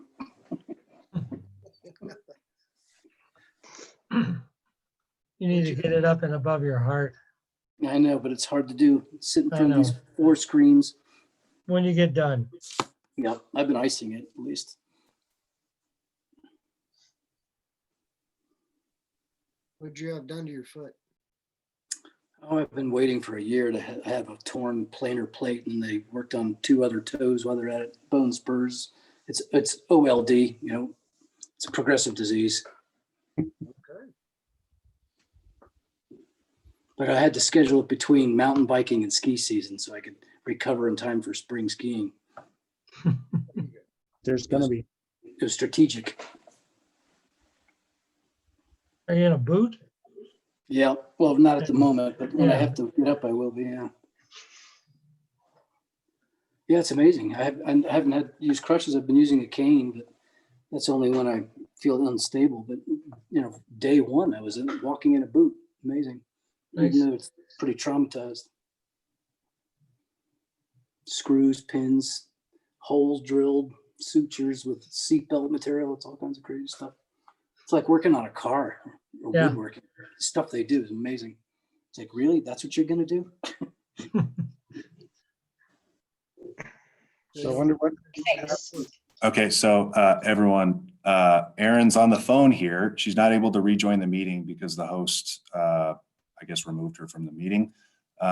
So she's agreed to stay on the phone here to hear the vote into, I'm sorry to giggle, I shouldn't, but it's Erin, been a really crazy technology-driven evening. But Yeah. she's kind enough to just be here on the phone to listen in on the vote. This is being recorded. It'll be uploaded to YouTube later, so she could watch it later too. Erin, Thank can you hear me? Erin, can you hear John? Hi, yeah, barely. Okay, sorry. We're really sorry for this. I should have caught that. I think it's just I didn't I realize. can't get back in because I was already removed. I'm sure it's for people who do bomb things. So anyway, no, I'll just listen in, and next time you guys just make sure that you do it before you kick people out, please. Yes, of course. Our apologies. Bo, would you please give us the citation again? Yeah, if we could get an executive session pursuant to CRS 246402-4B for the purpose of receiving legal advice regarding the enforcement of the Town of Ridgway Municipal Code and uses within the residential zone district. So moved. Second. Motion is made by Russ and seconded by Eric. Any other discussion? Can we have a roll call vote, please? Councilmembers Graham-Lee, Aye. Lakin, Aye. Meyer, Aye. Schuyler, Aye. Mayor Pro Tem Johnson. Aye. Okay, passes unanimously. Thanks, Erin. Sorry for the confusion. No worries. Have a good meeting. Bye. Good night. Okay, we good? We're good. Thank you. And then Bo, you want to? Yeah, I'll just, if we're good, I'll read my little intro here, if you will. It is 8:41 on December 9th. For the record, I am the town attorney. As required by the open meeting law, this executive session is being electronically recorded. Also present at the executive session are the following persons: Mayor Pro Tem Eric Johnson, Mayor John Clark, Councilmember Russ Meyer, Councilmember Beth Lakin, Councilmember Kevin Grambly, Councilmember Terry Schuyler, and Town Administrator Preston Neal. This is an executive session pursuant to 24-6-4024B for the purpose of receiving legal advice with respect to enforcement of the town municipal code and uses within the residential zone district. I caution each participant to confine the discussion to the stated purpose of the executive session. If at any point in the executive session, any participant believes that the discussion is going outside the proper scope of the executive session, please interrupt the discussion and make an objection. With that, Preston, you want to kind of give the big picture on this? Yeah, thank you. Oh, yeah. Bo, did you say stop recording? Oh, yeah, I'm sorry. Please, yeah, at this point in time, as the town attorney, it is my opinion that the executive session constitute a privileged attorney-client information, and I'm recommending that we cease the recording of the tape.